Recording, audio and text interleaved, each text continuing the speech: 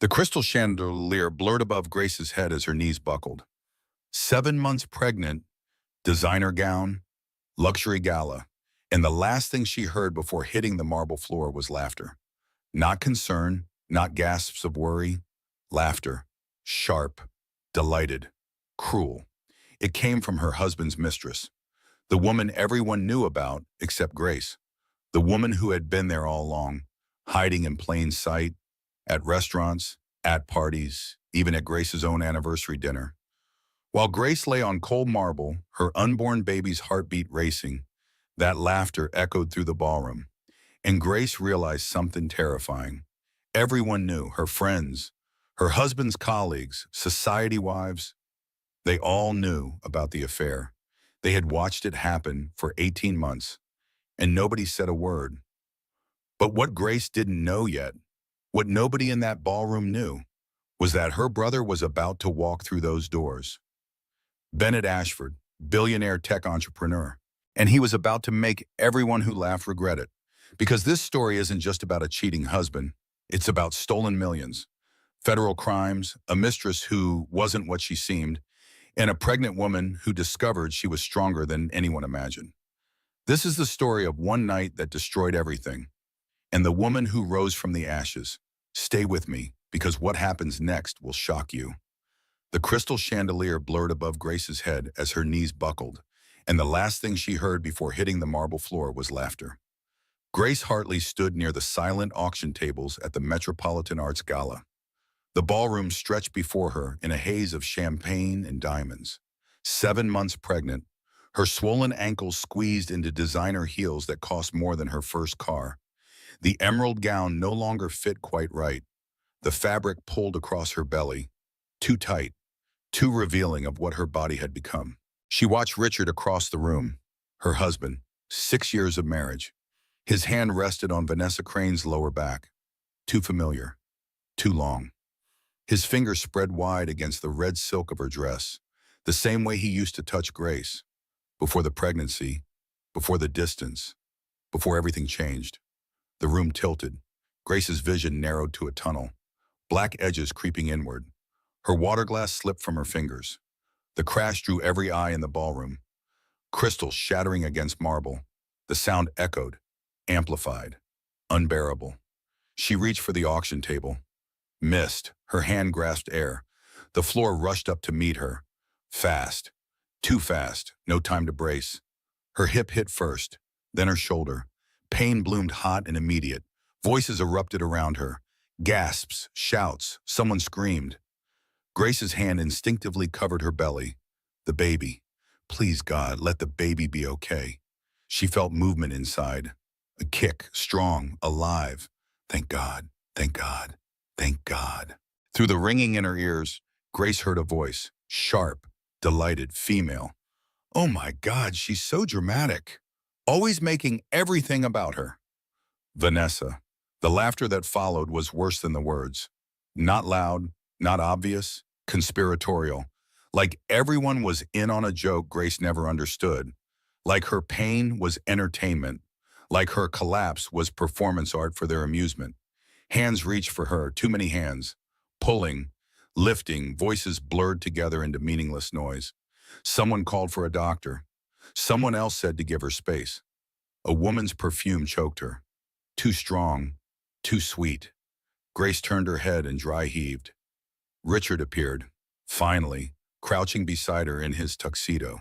But his eyes darted to Vanessa first, checking on her, making sure she was okay. Then to the crowd, calculating the damage to his reputation. Then reluctantly to his wife. Grace, what are you doing? His voice was low, annoyed, like she had spilled wine on his shirt. People are staring. Grace tried to speak. Her tongue felt thick, heavy. The words wouldn't come. She just stared at him. This man she married, this stranger with Richard's face.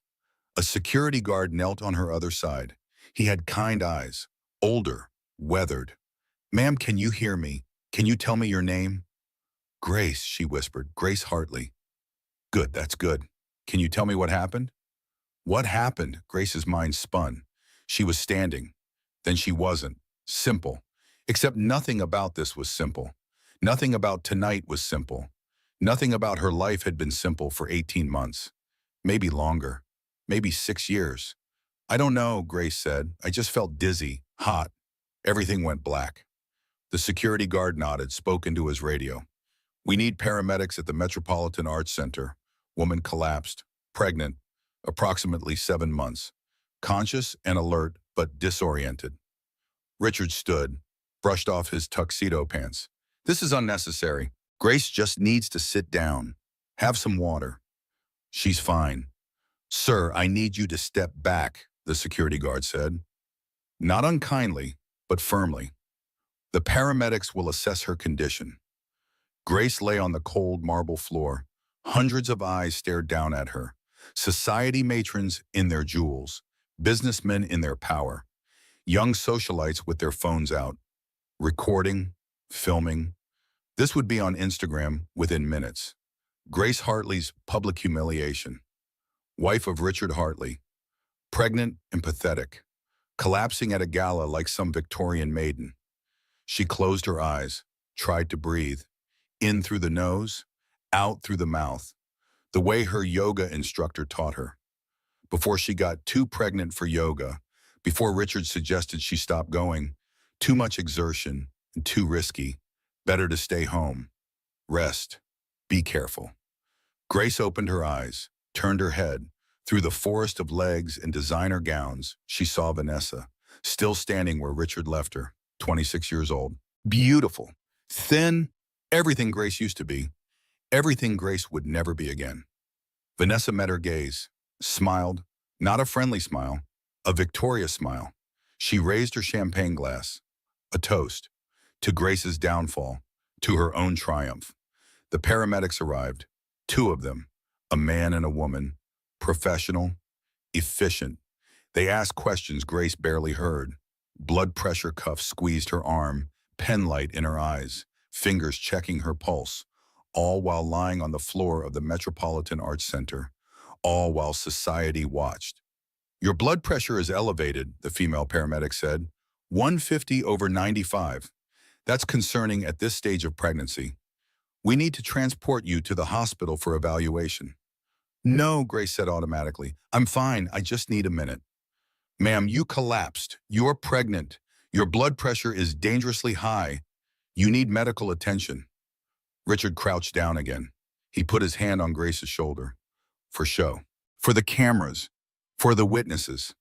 Grace, honey, let them take you to the hospital. Just to be safe.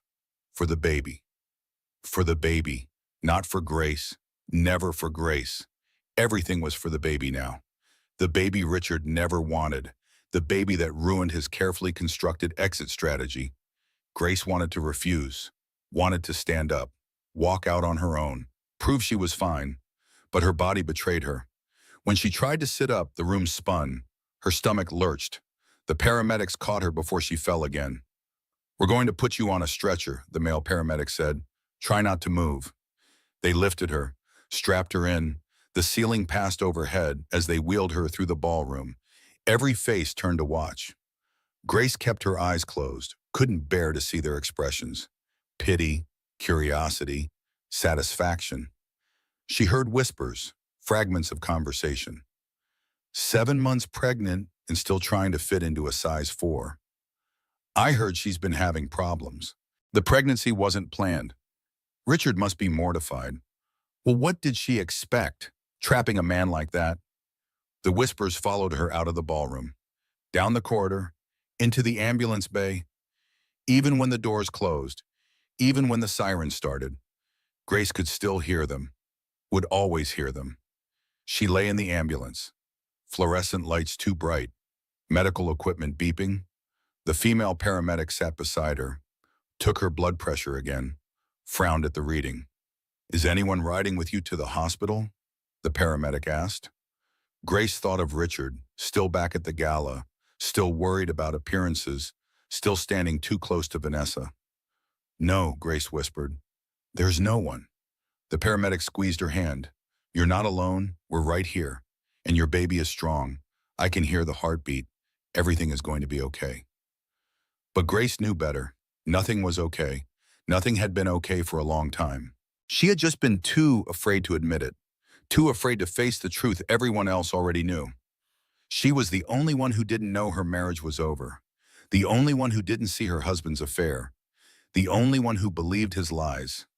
She had been sitting in the parked car of her own life, engine running, unable to go inside, because the moment she opened that door, she would have to face what she already knew. The ambulance pulled away from the Metropolitan Arts Center, away from the gala, away from Richard, away from the life Grace thought she had, towards something unknown, something terrifying, something necessary. Grace's hand rested on her belly. The baby kicked again, once, twice. A reminder she wasn't truly alone. Whatever happened next, they would face it together. Mother and child, ready or not. Emergency room lights burned white and relentless overhead. Grace lay in a curtained bay. The sounds of the hospital pressed in from all sides, machines beeping, voices calling, footers rushing past. Somewhere a child cried, somewhere someone moaned in pain. Grace closed her eyes and tried to disappear into the thin mattress. Dr. Elena Ross pulled the curtain aside and entered. 45 years old, gray streaking through her dark hair. Warm brown eyes that had seen everything and judged nothing. She had been Grace's obstetrician since the positive pregnancy test 7 months ago. The only person who seemed to genuinely care how Grace felt. Not just the baby, Grace herself. "Well, this is not how I expected to see you tonight," Dr. Ross said. She washed her hands at the small sink, snapped on gloves. "Tell me what happened." Grace recounted the gala, the dizziness, the fall. She left out the laughter, left out Vanessa, left out the way Richard looked at his mistress instead of his wife. Some humiliations were too fresh to speak aloud. Dr. Ross listened without interrupting. She examined Grace with gentle efficiency, pressed cold fingers against Grace's swollen ankles, wrapped the blood pressure cuff around her arm, pumped it tight, watched the numbers climb. Her expression tightened. 160 over 100, Dr. Ross said quietly. "That's not good, Grace. That's dangerously high. You're showing signs of preeclampsia." "What does that mean?" "It means your blood pressure is so high it's putting both you and the baby at risk. It can lead to seizures, stroke, placental abruption. We need to monitor you very carefully." Grace's hand went to her belly, protective, instinctive. "Is the baby okay?" "The baby's heartbeat is strong, but if your blood pressure doesn't come down, we may need to consider early delivery." "I'm only 30 weeks. "I know, which is why we're going to do everything we can to avoid that. But Grace, I need you to understand how serious this is.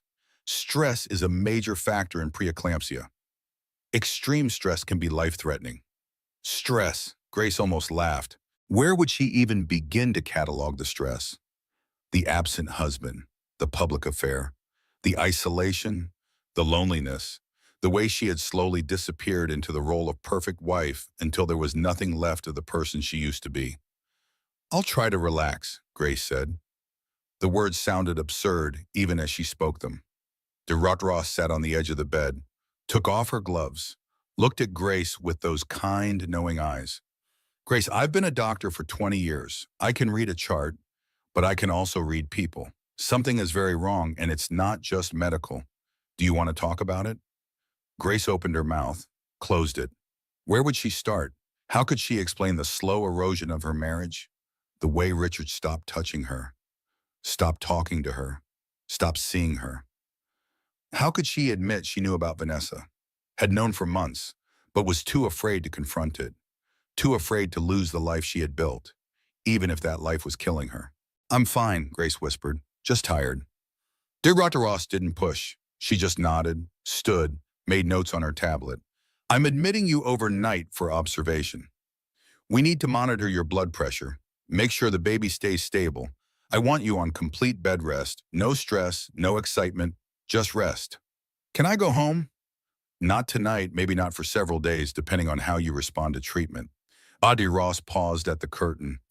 "Grace, you're not alone in this. Whatever is happening, there are people who can help. You just have to let them." She left. The curtain swished closed. Grace was alone again with the beeping machines and the fluorescent lights and the knowledge that everyone knew. Everyone saw, Everyone understood what Grace had been denying for 18 months. Her phone buzzed on the bedside table. Grace picked it up with shaking hands. Text from Richard. Doctor says you're fine. I'll pick you up in the morning. Try to get some rest. Not, are you okay? Not, I'm worried about you. Not, I'm on my way. Just the assumption that the doctor was wrong, that Grace was overreacting, that this was all some dramatic performance for attention. Grace stared at the message. Her thumb hovered over the keyboard. She wanted to scream, wanted to rage, wanted to demand why he wasn't here, why he cared more about staying at the gala than being with his pregnant wife in the emergency room. But what came out was, okay. She hated herself for it, for the automatic compliance, for the reflex to make things easy for him, to not make waves, to not be difficult. Grace Hartley, 30 years old, 7 months pregnant, lying in a hospital bed, still worried about inconveniencing her husband. The curtain pulled back again. Grace expected a nurse. Instead, Claire Bennington burst through, still in her gray courtroom suit, hair pulled back in a severe bun, makeup slightly smeared. She must have run from the car. Claire never ran. Litigation attorneys didn't run. They strode with purpose in commanded rooms. But Claire was running now. What the hell happened? Claire demanded. She grabbed Grace's hand, squeezed tight. I got your text. Left dinner immediately. Are you okay? Is the baby okay? Grace started to give the standard answer. I'm fine. Everything's fine.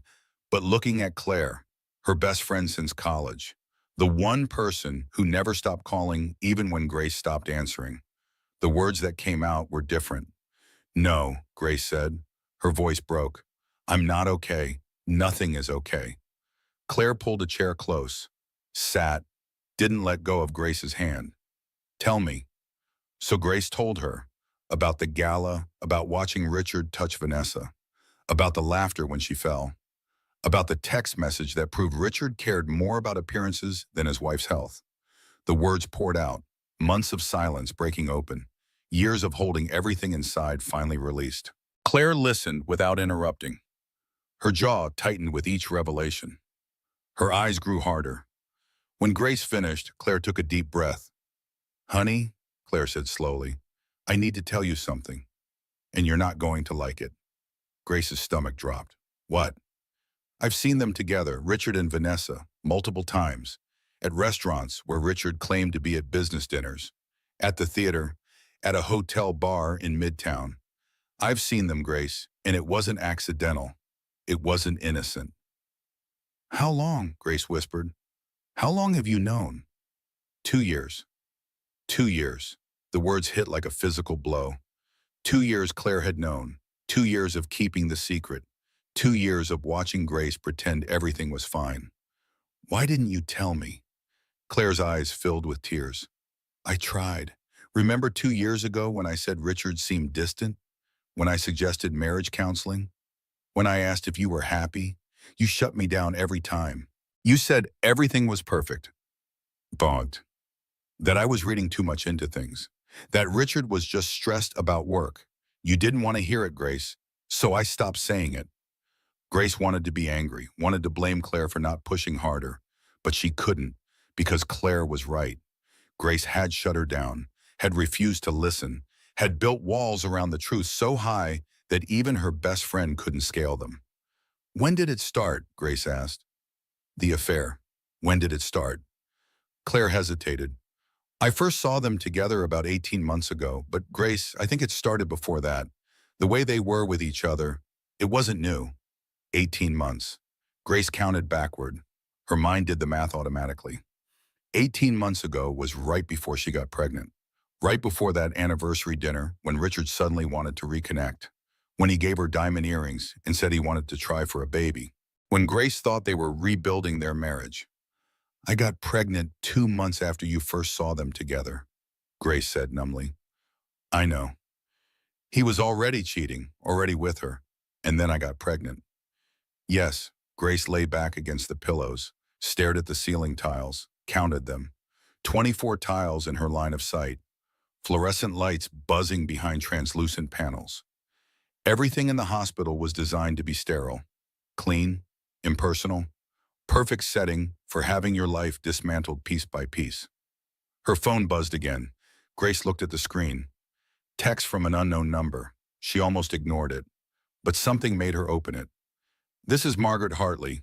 I heard about your episode at the gala. Very embarrassing for Richard. Please be more careful in the future. Her mother-in-law, not asking if she was okay, not concerned about her grandchild, just worried about embarrassment, about appearances, about Richard's reputation in society circles. Grace showed Claire the message. Claire read it. Her expression went cold. That woman is a piece of work. She's always hated me. She's always been jealous of you. You're everything she isn't. Kind, genuine, real. Margaret Hartley is nothing but old money and new veneers. Despite everything, Grace smiled. Small, brief, but real. Thank you for being here. Where else would I be? You're my sister, not by blood, but by choice. And that's stronger. Claire squeezed her hand again. Now I need to ask you something important, and I need you to answer honestly. No deflecting, no protecting Richard, just honesty. Okay? Grace nodded. Do you want to save this marriage? The question hung in the sterile air. Grace opened her mouth. The automatic yes formed on her tongue. That's what good wives said. That's what society expected, especially pregnant wives. You fought for your marriage. You sacrificed. You compromised. You made it work. But what came out was, I don't know. It was the most honest thing Grace had said in months, maybe years. She didn't know. Didn't know if the marriage was worth saving. Didn't know if Richard even wanted to save it. Didn't know if she had the strength to fight for something that had been dead for longer than she wanted to admit. That's okay, Claire said. Not knowing is better than lying to yourself. And Grace, whatever you decide, I'm here. Legal advice, emotional support, 3 a.m. phone calls, whatever you need. You're not alone. But Grace felt alone, desperately, completely alone. Lying in a hospital bed with a baby inside her and a marriage disintegrating around her. She had never felt more isolated, more adrift, more terrified of the future. The baby kicked, strong, insistent, demanding attention. Grace's hand covered the movement, her child, her responsibility, her reason to keep going even when everything else was falling apart. I'm not crazy, Grace said quietly, not to Claire, to herself, to the universe, to anyone listening. I know what I saw. I know what I heard. I'm not imagining this. No, Claire agreed. You're not crazy. You're seeing clearly for the first time in years, and that's terrifying, but it's also necessary. A nurse came in, checked Grace's vitals, hung a new UAV bag, adjusted the fetal monitor, left without much conversation. Hospital efficiency. Grace was just another patient, another case, another woman having another crisis. Nothing special, nothing unique. But to Grace, this felt like the end of the world. Claire stayed until visiting hours ended, promised to come back first thing in the morning, threatened to bring coffee and real food because hospital food was punishment enough without adding medical trauma. She kissed Grace's forehead, squeezed her hand one more time, left. Grace was alone with her thoughts and her machines and her unborn child. 3 in the morning came, then 4. Sleep wouldn't come. Her mind spun in endless circles, replaying every moment, every sign she missed, every time she made excuses for Richard's behavior. She reached for her phone, opened Instagram, searched for Vanessa Crane. The account was public. Vanessa wanted to be seen, wanted attention, posted carefully curated photos of her perfect life. Grace scrolled through months of evidence she had been too afraid to look for. There, a photo from 6 months ago. Vanessa at a restaurant, the same restaurant Richard claimed to have a client dinner. The caption, sometimes work dinners are the best dinners. 3 months ago, Vanessa at a charity event, wearing a necklace Grace had never seen. The caption, gifts from someone special. 1 month ago, Vanessa and Richard at a coffee shop, his face partially visible in the background. The caption, my favorite morning tradition. Grace's hands shook. She kept scrolling. Every photo told a story. Every caption was a message. Vanessa wasn't hiding the affair. She was flaunting it. broadcasting it to anyone paying attention. And Grace hadn't been paying attention, hadn't wanted to see, hadn't allowed herself to know what everyone else already knew. The humiliation burned, hot and complete. Grace set down her phone, stared at the ceiling, listened to her baby's heartbeat on the monitor. Steady, strong, alive. "I'm so sorry," Grace whispered. "I'm sorry you're going to be born into this mess. I'm sorry your father is a liar. I'm sorry your mother was too weak to see the truth, but I promise you, I promise, things are going to change. I'm going to change. For you, for us. No more hiding, no more pretending, no more sitting in the parked car. I'm going inside. I'm facing this, starting now." The baby kicked again, agreement, approval, encouragement, mother and child, already a team, already stronger together than Grace had been alone. Dawn broke outside the hospital window. Gray light filtered through the blinds.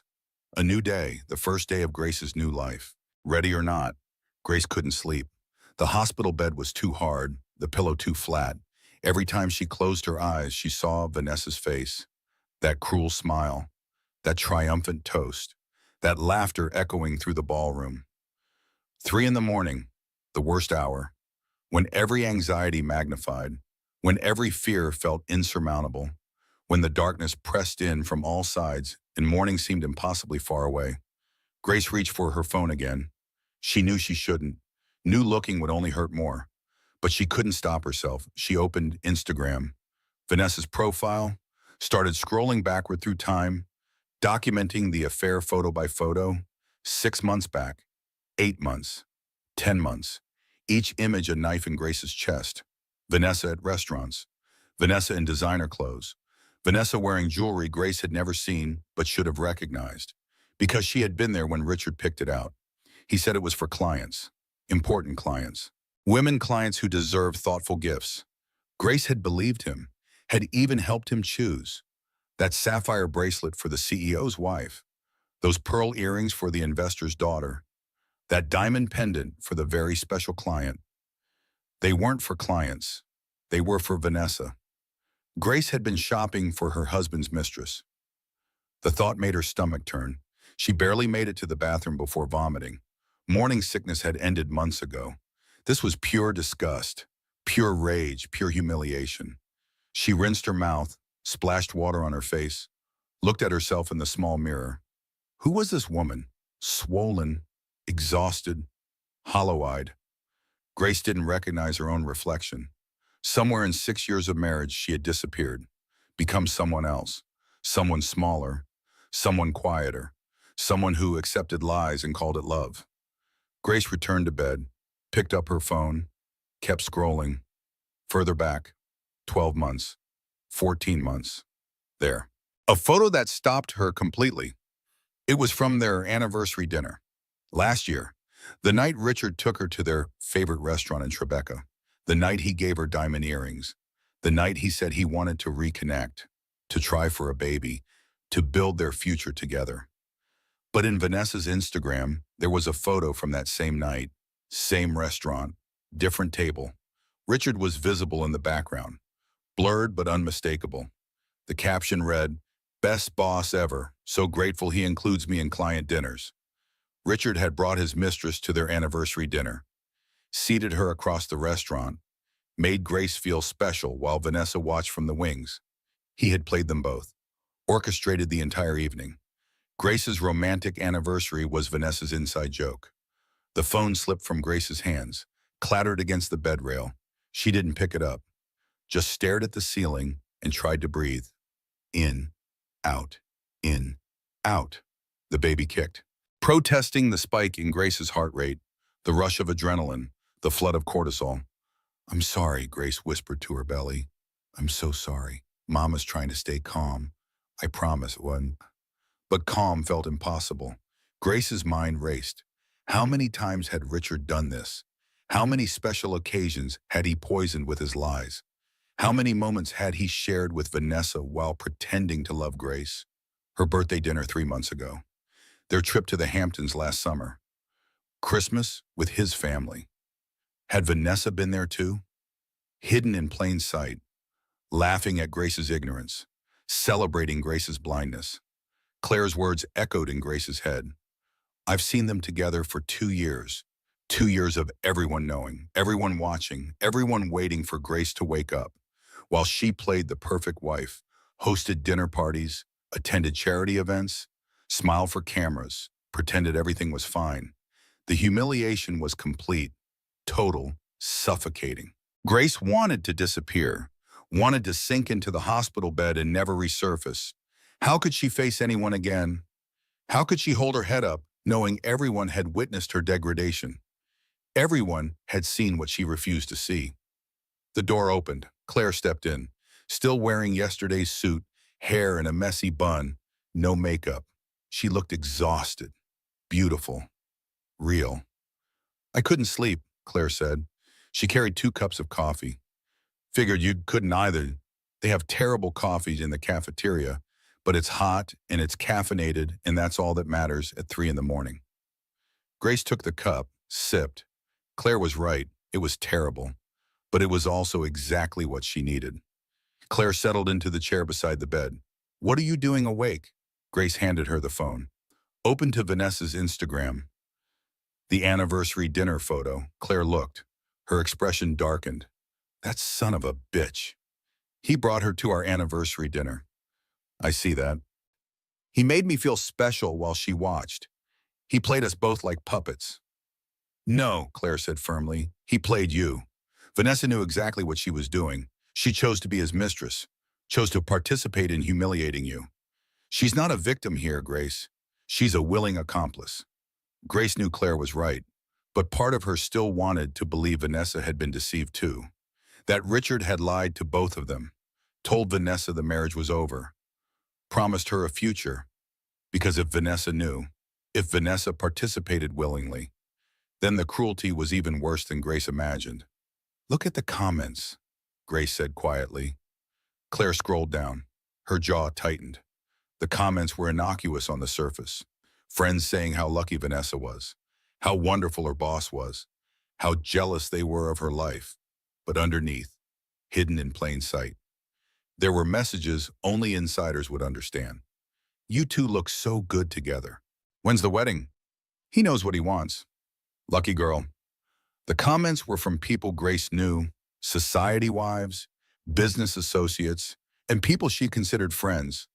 They all knew, all of them, and they commented publicly, celebrated publicly, acknowledged the affair for anyone willing to see. Grace felt the walls closing in. The hospital room was too small, the air too thin. She couldn't breathe, couldn't think, couldn't process the scope of the betrayal. Everyone knew, Grace said. Her voice sounded hollow, distant. Everyone watched it happen, and nobody said anything. Nobody warned me.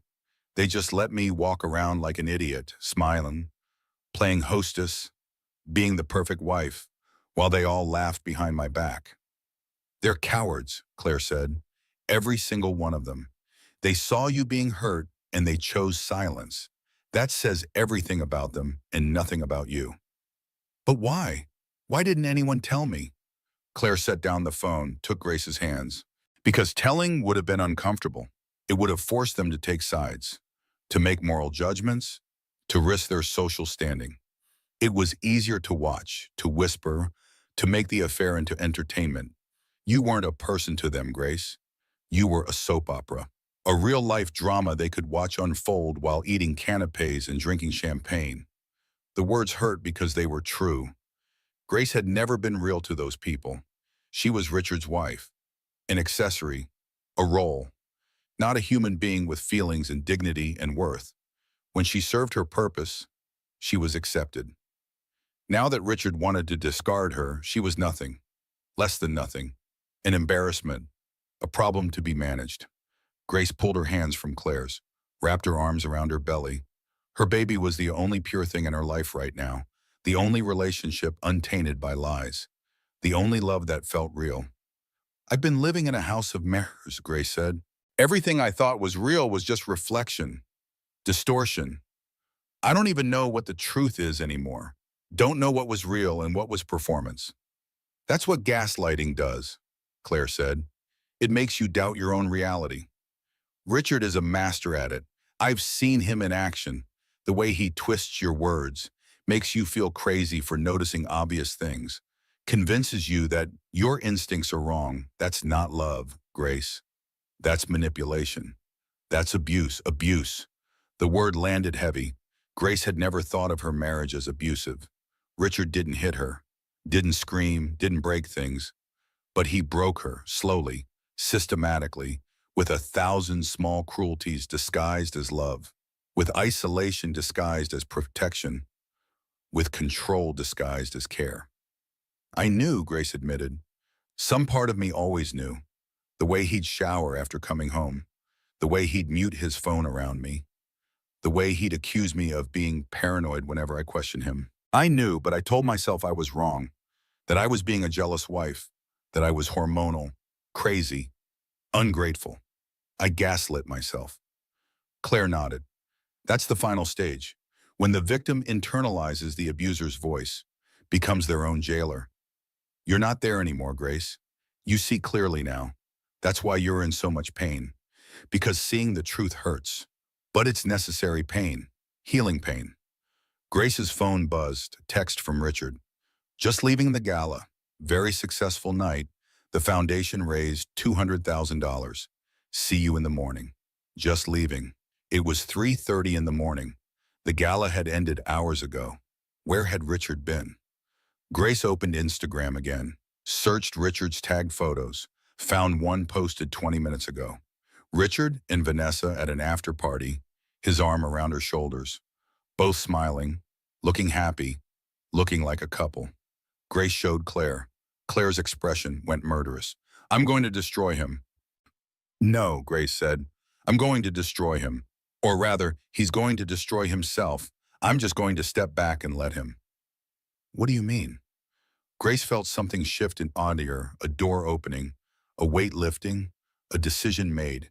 She had been so afraid of losing Richard, so afraid of divorce, of single motherhood, of starting over. But lying in this hospital bed, looking at evidence of his betrayal, seeing his complete disregard for her health and safety, Grace realized the worst thing that could happen had already happened. She had already lost him. Maybe she never had him to begin with. I mean, I'm done, Grace said. Done pretending, done making excuses, done being the understanding wife. Richard wants to be with Vanessa. Fine, he can have her. And he can have all the consequences that come with that choice. Claire's eyes gleamed. Are you saying what I think you're saying? I want a divorce. I want him out of my life. I want to raise this baby alone rather than in a house full of lies. I want my self-respect back. Grace felt tears on her cheeks, not sad tears, angry tears, liberating tears. I deserve better than this. My baby deserves better than this. Yes, Claire said fiercely.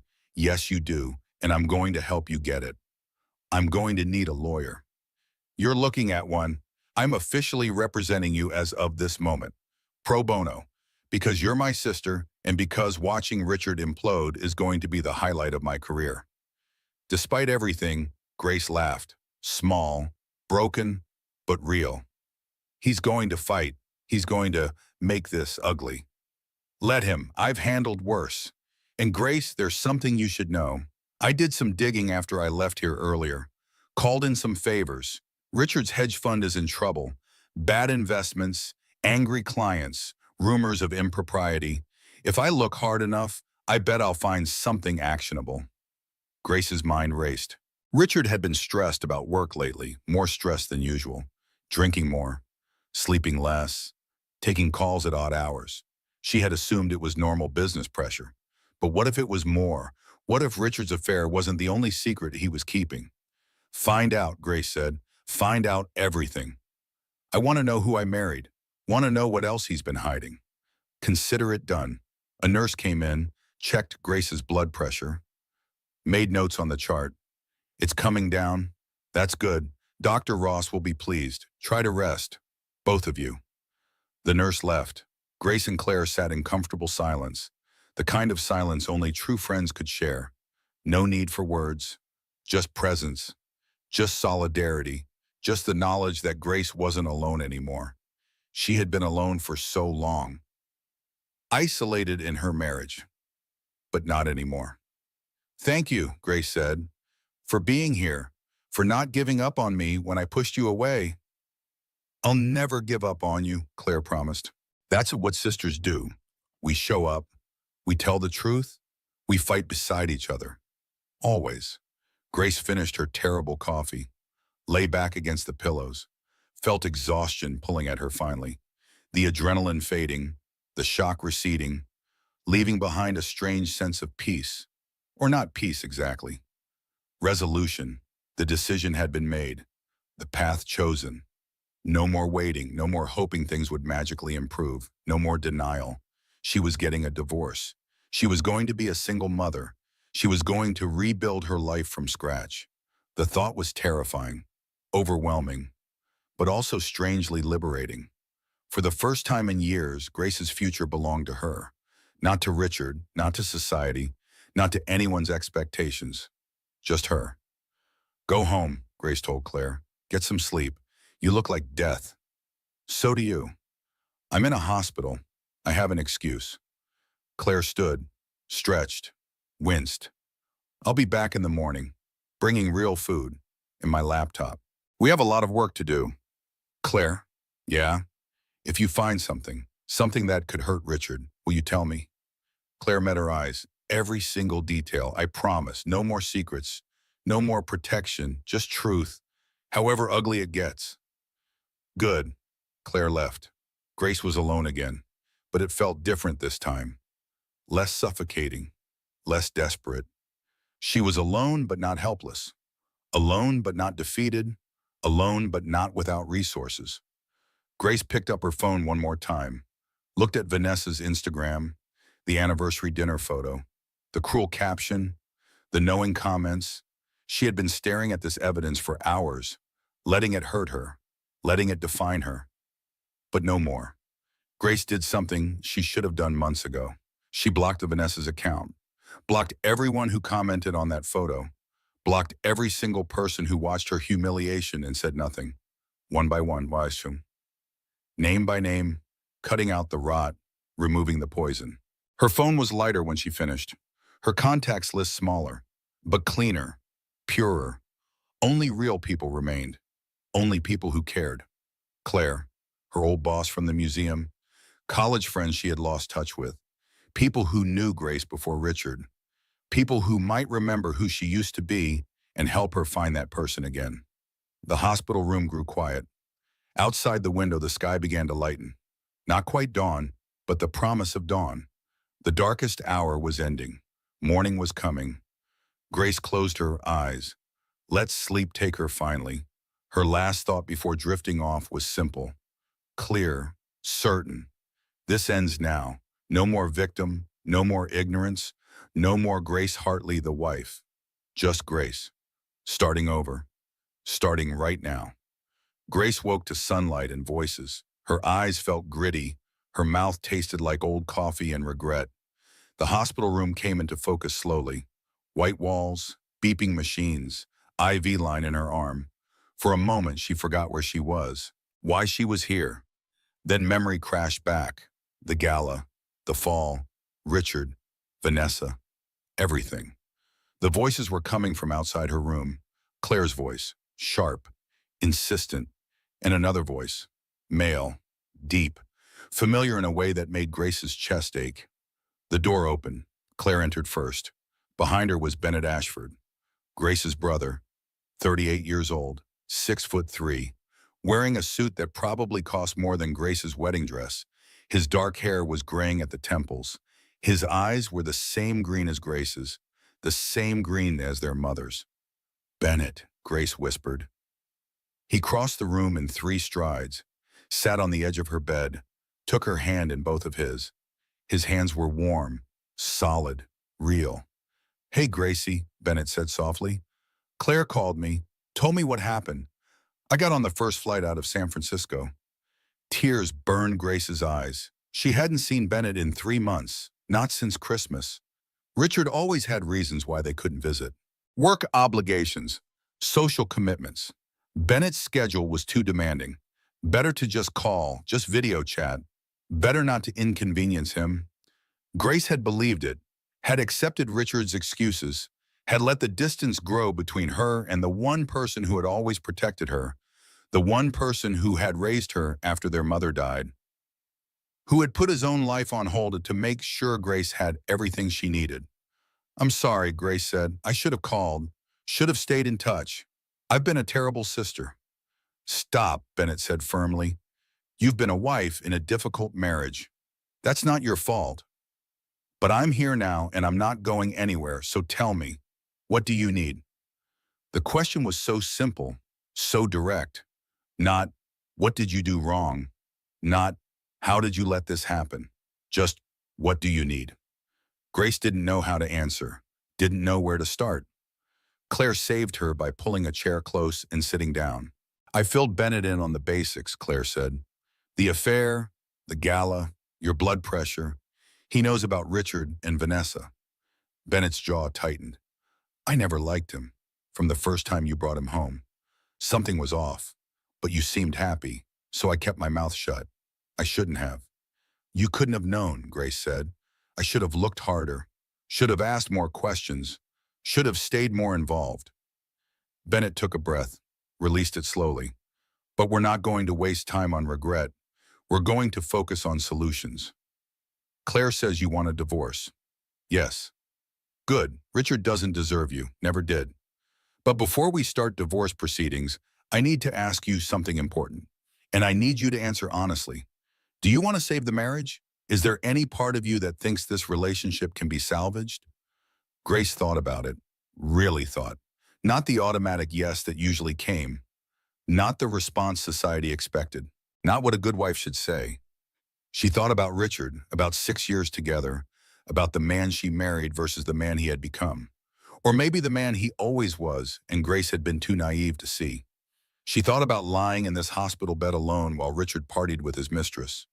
Thought about the anniversary dinner, the jewelry he bought for Vanessa, the years of gaslighting, the isolation, the slow erosion of her self-worth. She thought about her baby, the innocent life depending on Grace to make good choices, smart choices, healthy choices. "No," Grace said. The word felt solid, sure. "I don't want to save it. The marriage has been dead for longer than I want to admit. I'm just finally ready to bury it." Bennett nodded. "Okay then, we're going to fix this. But first I need to make a call." He pulled out his phone, dialed, put it on speaker. It rang twice before a man answered. "Ashford, it's 7 in the morning." The voice was rough with sleep. "Marcus, I need a favor." "Name it."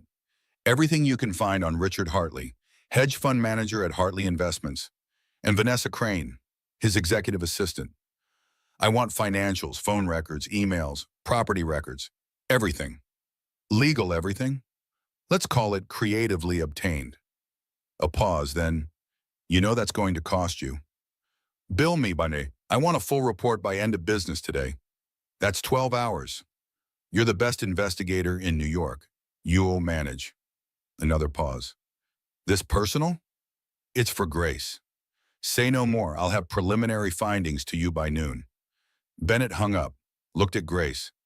"Marcus is a private investigator, former FB. He's going to dig into Richard's life, find out what else he's been hiding. Because men who cheat usually have other secrets too." Grace felt a flutter of hope, or maybe fear. What if he finds something bad? Then we'll deal with it. But knowledge is power, Gracie. Right now, Richard thinks he has all the power. He thinks you're weak, dependent, that you'll accept whatever scraps he throws you because you have no other options. We're going to show him exactly how wrong he is. The door opened. Dr. Ross entered with a tablet and a smile. "Good morning, Grace. Your blood pressure is much better, down to 130/85. Still elevated but manageable. How are you feeling?"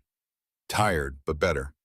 "Good. I'm going to release you today, but with strict conditions. You're on bed rest. That means no work, no stress, no excitement. You rest, you eat, you stay calm. Understood?" "Yes." "Where will you be staying?" Dr. Ross asked. "I need an address for follow-up." Grace opened her mouth, closed it. She couldn't go back to the penthouse. couldn't face Richard, couldn't sleep in their bed knowing what she knew. But where else could she go? She had no family except Bennett, no close friends except Claire. Richard had made sure of that.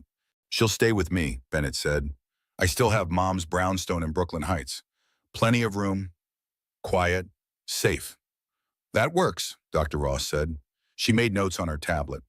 "I'll arrange home health visits. A nurse will check on you 3 times a week. Monitor your blood pressure. Make sure the baby is thriving. Grace, I need you to take this seriously. Preeclampsia can escalate quickly. If you experience headaches, vision changes, or decreased fetal movement, you go straight to the emergency room. Don't wait. Don't hesitate. Understood?" "Understood." Dr. Ross left to process discharge papers. Grace looked at Bennett. "You kept the brownstone? I thought you sold it years ago." "I couldn't. Too many memories. Mom's paintings are still on the walls. Her piano in the living room. Her garden out back. It felt wrong to let strangers live there. So I kept it. Rented it out occasionally, but mostly it just sits empty, waiting." "Waiting for what?" Bennett's expression softened. "For you to need it." The words hit Grace hard. Her brother had kept their childhood home for 14 years, maintained it, preserved it, just in case Grace needed a safe place to land.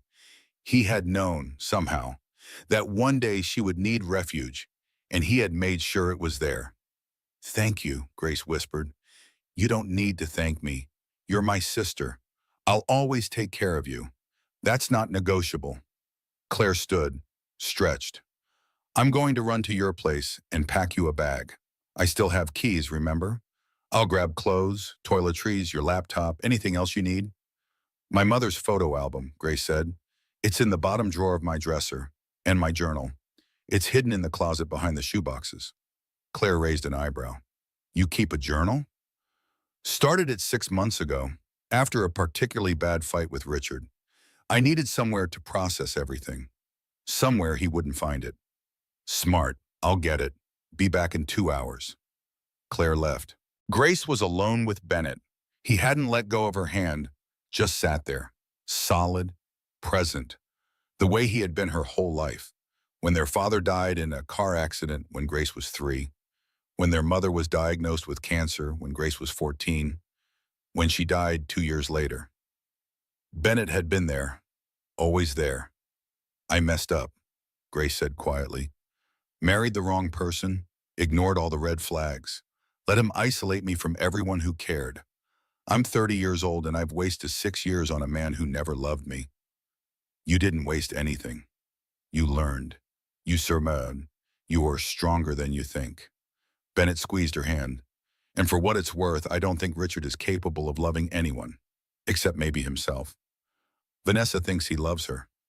Vanessa is 26 years old and sleeping with her boss. She's not exactly making great decisions either." Grace almost smiled. "Claire said she's going to help me destroy him." "Claire's a pit bull in Prada. Richard has no idea what's coming." Bennett's phone buzzed. He glanced at it. His expression hardened. "Speak of the devil." "What?" "Richard just tried to access your joint accounts, withdraw everything, but I had them frozen an hour ago." Grace blinked. "You can do that?" "I'm on the board of directors at 3 major banks. I made some calls, told them there were concerns about financial elder abuse and potential fraud. They froze the accounts pending investigation. Richard can't touch a penny without both signatures. And you're not signing anything. He's going to be furious. Let him be furious. He should have thought about that before he stole from you.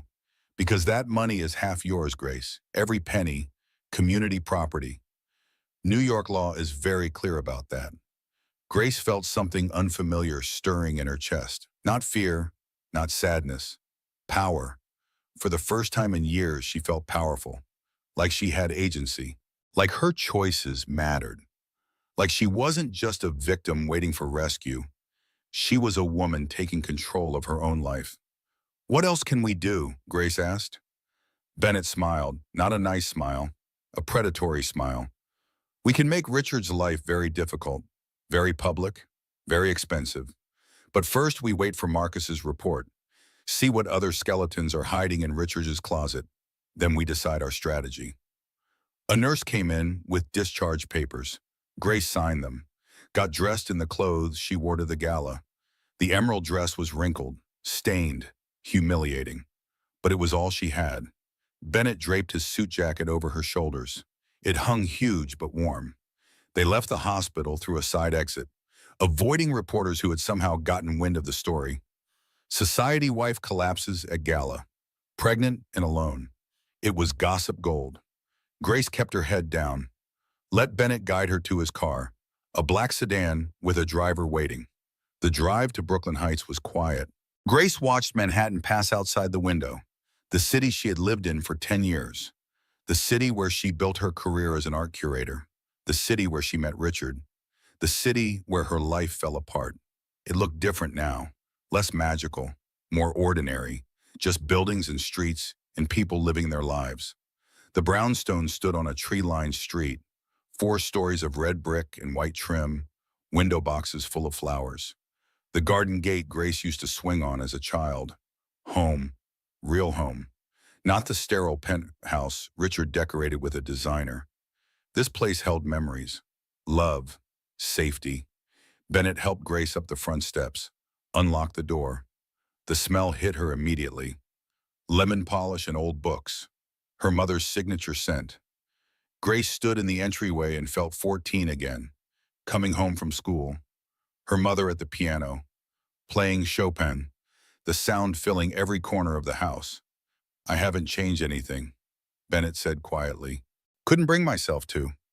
Grace walked through the rooms, the living room with her mother's paintings, the kitchen with the farmhouse table where they ate dinner every night, the study where her father used to read. Everything preserved exactly as she remembered. "My old room?" Grace asked. "Upstairs, first door on the right. Still has your patchwork quilt and your bookshelf full of Nancy Drew mysteries." Grace climbed the stairs slowly, pregnant and exhausted. She opened the door to her childhood bedroom. Sure enough, everything was the same. The quilt her mother made, the posters of art museums she wanted to visit, the desk where she did homework, the window seat where she read for hours. Grace sat on the bed. The mattress gave the same familiar squeak. She lay back, stared at the ceiling, saw the glow-in-the-dark stars she and Bennett put up when she was 10. They were still there, still glowing faintly even in daylight. Bennett appeared in the doorway. "Get some rest. Claire will be here soon with your things. I'll be downstairs making calls. Yell if you need anything." "Bennett?" "Yeah, I'm scared." He came and sat beside her, put his arm around her shoulders. "I know. Being scared is okay. Being scared means you're facing reality. And reality is scary sometimes. But you're not alone, Gracie. You have me. You have Claire. You have people who love you. People who will fight for you. Richard doesn't stand a chance." Grace leaned against her brother. Let herself be small for a moment. Let herself be protected. She had been trying to be strong for so long. Independent, capable. Never admitting she was drowning. Never asking for help. Pride, fear, shame. All the reasons people suffer in silence. But silence was over. Help had arrived. Grace didn't have to be strong right now. She just had to rest, heal, and trust that Bennett and Claire would handle things while she focused on keeping herself and her baby safe. "Thank you for keeping the house," Grace said. "Thank you for finally coming home." Bennett left. Grace was alone in her childhood room, 7 months pregnant, 30 years old, starting over. The irony wasn't lost on her. She had been so eager to leave this place, to grow up, to build her own life, and now she was back, full circle. Except this time she wasn't running from something. She was running towards something, toward herself, toward the person she used to be before Richard, before the lies, before the slow suffocation of her marriage. Grace's phone buzzed. Text from Richard. "What the hell did you do? The bank accounts are frozen. I can't access our money. Call me immediately." Our money, not your money, not family money, our money. The entitlement was breathtaking.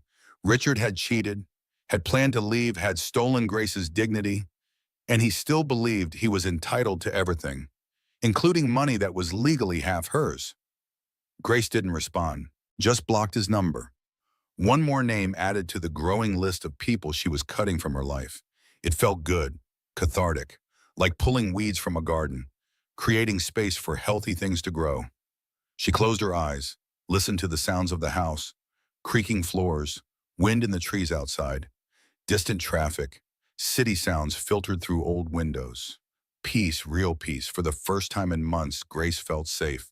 Her last thought before sleep was simple. I'm home, finally home, and nothing Richard does can touch me here. Grace woke to the smell of coffee and voices drifting up from the kitchen. She checked her phone.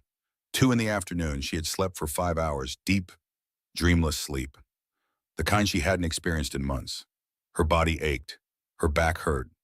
The baby pressed against her bladder, but her mind felt clearer, sharper, ready. She used the bathroom, washed her face, changed into the yoga pants and oversized sweater Claire had packed for her. Nothing fit right anymore. Her body was foreign territory, all swelling and stretching, but the baby moved, strong kicks, healthy. That was all that mattered. And Grace walked downstairs carefully, one hand on the railing, one hand supporting her belly. Voices grew louder as she approached the kitchen. Bennett, Claire, and a third voice she didn't recognize. They were gathered around the farmhouse table, laptops open, papers spread everywhere, coffee cups and empty pastry bags. Bennett looked up when Grace entered. Hey, you're awake. How do you feel? Like I got hit by a truck, but a well-rested truck.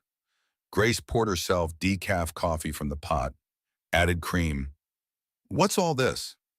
This, Bennett said, is everything Marcus found on Richard in 12 hours. And Grace, you need to sit down, because it's bad. Grace sat. Claire squeezed her hand. The third person, a man in his 50s with gray hair and sharp eyes, nodded at her. Grace, this is Marcus Chen, best investigator in the city. He's been digging into Richard's life. What he found is going to change everything. Marcus pulled up a file on his laptop, turned it so Grace could see. Mrs. Hartley, I'm not going to sugarcoat this. Your husband is in serious legal trouble, the kind of trouble that ends with federal prison. Grace's heart stuttered. What do you mean? I mean Richard has been committing securities fraud for the past 18 months, stealing from his clients, moving money through shell corporations, hiding assets in offshore accounts, and his assistant, Vanessa Crane, has been helping him do it. The kitchen tilted. Grace gripped the table edge. You're sure? Completely sure. I have documentation. Bank records, emails between Richard and Vanessa discussing transfers, code words, meeting times. They've been systematically emptying client accounts and covering it up with falsified statements. Marcus clicked through files. Grace saw spreadsheets, transaction records, emails with subject lines like Cayman transfer complete and Morrison account adjusted. Everything was professional, clinical, damning. How much money? Grace asked weakly. Approximately $8 million, stolen from 12 different clients over 18 months. Richard's hedge fund was underperforming. He panicked, made bad investments, tried to cover losses with client money. It's a classic Ponzi scheme, using new investors to pay old investors, except Richard got greedy, started moving money offshore for himself. And Vanessa helped him, Claire added. She wasn't just sleeping with him. She was his accomplice, creating false documentation, authorizing wire transfers. She's in this as deep as he is. Grace felt numb, disconnected from reality. Her husband wasn't just a cheater, he was a criminal, a thief, stealing from people who trusted him, people who gave him their retirement savings, their children's college funds, their futures. There's more, Marcus said. He pulled up another file. The affair started exactly 18 months ago, right when the fraud began. I have hotel records, restaurant receipts, text messages. Richard and Vanessa have been together this entire time. So the affair and the crime started simultaneously, Bennett said, which means they're connected. Vanessa knows about the fraud because she participated in it. She's leverage, and she's evidence. Grace's mind raced. 18 months ago, right before she got pregnant, right before that anniversary dinner when Richard suddenly wanted to reconnect. He wasn't trying to save our marriage, Grace said slowly. He was trying to cover his tracks, make me think everything was fine so I wouldn't ask questions about money. Exactly, Claire confirmed. The pregnancy was a problem for him. It locked him to you, made divorce complicated. He couldn't just disappear with Vanessa and the stolen money if you were pregnant with his child. That's why he was so upset when I told him, Grace said, memories clicking into place. I thought he was stressed about being a father, but he was stressed because I ruined his exit strategy. Marcus nodded. According to the evidence, Richard and Vanessa were planning to marry after your divorce, move to the Cayman Islands, live off the stolen money. Your pregnancy complicated everything. Did he want me to lose the baby? Grace asked. Her voice sounded hollow, distant. Marcus hesitated, looked at Bennett. Bennett's expression was murderous. Show her, Bennett said. Marcus pulled up text messages between Richard and Vanessa. Grace read them, each word a knife. Richard, she's pregnant. This is a disaster. Vanessa, can you convince her to terminate? Richard, no, she's Catholic, won't do it. Vanessa, then we wait. Miscarriages happen all the time in the first trimester. Richard, what are you suggesting? Vanessa, I'm not suggesting anything. I'm just saying nature takes its course sometimes. Richard, she's high risk. Doctor said she needs to be careful, avoid stress. Vanessa, so give her stress, make her life difficult. Sometimes problems solve themselves. Grace stood, walked to the sink, vomited. Claire was there immediately, holding her hair, rubbing her back. Grace heaved until there was nothing left, just dry heaves and bitter taste. He wanted me to miscarry, Grace said. He tried to stress me into losing the baby. Yes, Bennett said quietly. That's what the evidence suggests. Grace rinsed her mouth, splashed water on her face. Her hands shook, her whole body shook. She turned to face them. 3 people who cared about her, who were fighting for her, who wouldn't let Richard destroy her. What do we do? Grace asked. How do we stop him? We don't have to stop him, Marcus said. He's already stopped. The evidence is overwhelming. I've compiled everything into a report. You have 2 options. Option 1, turn this evidence over to the SEC and the U.S. Attorney's Office. Richard gets arrested, goes to prison. The stolen money gets recovered and returned to victims. But Grace, you'll be involved in the investigation. Your finances will be scrutinized. Your life will become public. It won't be pleasant. What's option 2? Option 2, use this as leverage in the divorce. Threaten to go public unless Richard agrees to your terms, walks away quietly, gives you everything you want. No custody fight, no alimony dispute, just a clean break. He keeps his freedom. You keep your privacy. Grace looked at Bennett. What do you think I should do? I think, Bennett said carefully, that Richard deserves to go to prison. He's a thief, a liar, a man who tried to hurt his own child. He should face consequences. But Grace, it's your choice. Your life, your future, whatever you decide, I'll support you. Grace walked to the window, looked out at the garden. Her mother's roses were blooming, pink and white, beautiful. Her mother had planted them the year before she died, said they would outlive her, keep blooming long after she was gone. She was right. They were still here, still beautiful, still strong. Grace thought about her baby, about the life growing inside her, about the future she wanted to build, a future without Richard's shadow, without his toxicity, without his crimes coloring everything. She thought about the clients he stole from, people who trusted him, who needed that money, who had been betrayed just like Grace had been betrayed. They deserved justice, deserved to know the truth. Grace turned to face Marcus. Option 1, Gigi, turn over everything to the authorities. I want Richard arrested. I want him prosecuted. I want him in prison where he belongs. Claire smiled, fierce and proud. That's my girl. But, Grace continued, I want Vanessa arrested too. She's not a victim. She's an accomplice. She helped him steal. She encouraged him to hurt me. To who somebody to hurt my baby. She doesn't get to walk away from this. Agreed, Marcus said.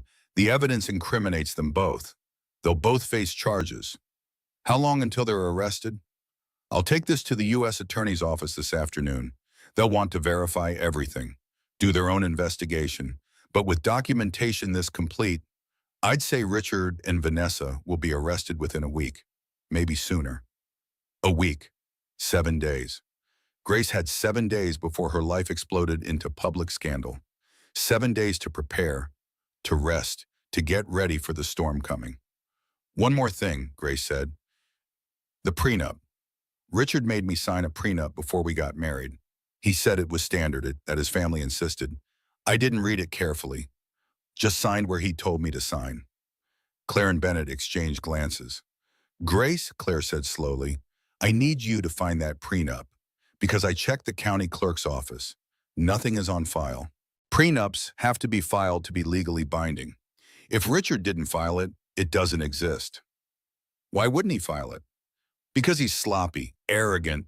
He assumed you'd never challenge him, never fight back. Men like Richard think they're untouchable. They get careless. Grace felt hope flicker. So if there's no prenup, I'm entitled to half of everything? Exactly, community property, New York law. Everything acquired during the marriage is split 50-50. The penthouse, the cars, his hedge fund stake, bank accounts, investments, all of it. But most of it is stolen, Grace said.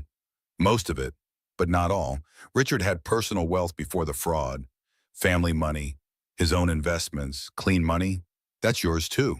Or rather, half of it is yours. Bennett leaned forward. Grace, even if Richard goes to prison, you'll be financially secure. You and the baby. You won't have to worry about money. Between the divorce settlement and my support, you'll have everything you need. Tears burned Grace's eyes. Not sad tears, grateful tears. I don't know what I'd do without you two, without all of you. You'll never have to find out, Claire promised. We're a team, and we're going to win this. Marcus started packing up his laptop. I'll head to the U.S. Attorney's Office now. File the complaint. They'll probably want to interview you, Grace. Are you okay with that? Yes, I'll tell them everything I know, everything I saw, everything Richard said. I want to help build the case against him. Good. Cooperation will work in your favor. Show you were unaware of the fraud, that you're a victim too. Marcus stood, shook Grace's hand. Miss Hartley, you're doing the right thing. It's going to be hard, really hard. But on the other side, you'll be free, and your child will grow up knowing their mother had courage, had integrity. That matters more than you realize. He left. Grace sank into a chair, exhausted, overwhelmed, terrified, but also strangely calm. The decision was made. The wheels were in motion. There was no going back now. What happens next? Grace asked. Now, Bennett said, you rest, eat, take care of yourself and that baby. Claire and I will handle everything else. Lawyers, investigators, press statements. You don't lift a finger, you just focus on staying healthy. Richard is going to come here, Grace said. When he finds out what we've done, he'll come here. He'll try to intimidate me, threaten me. Let him try, Bennett said. His voice was cold, dangerous. This house has security cameras, an alarm system, and me. Richard sets foot on this property.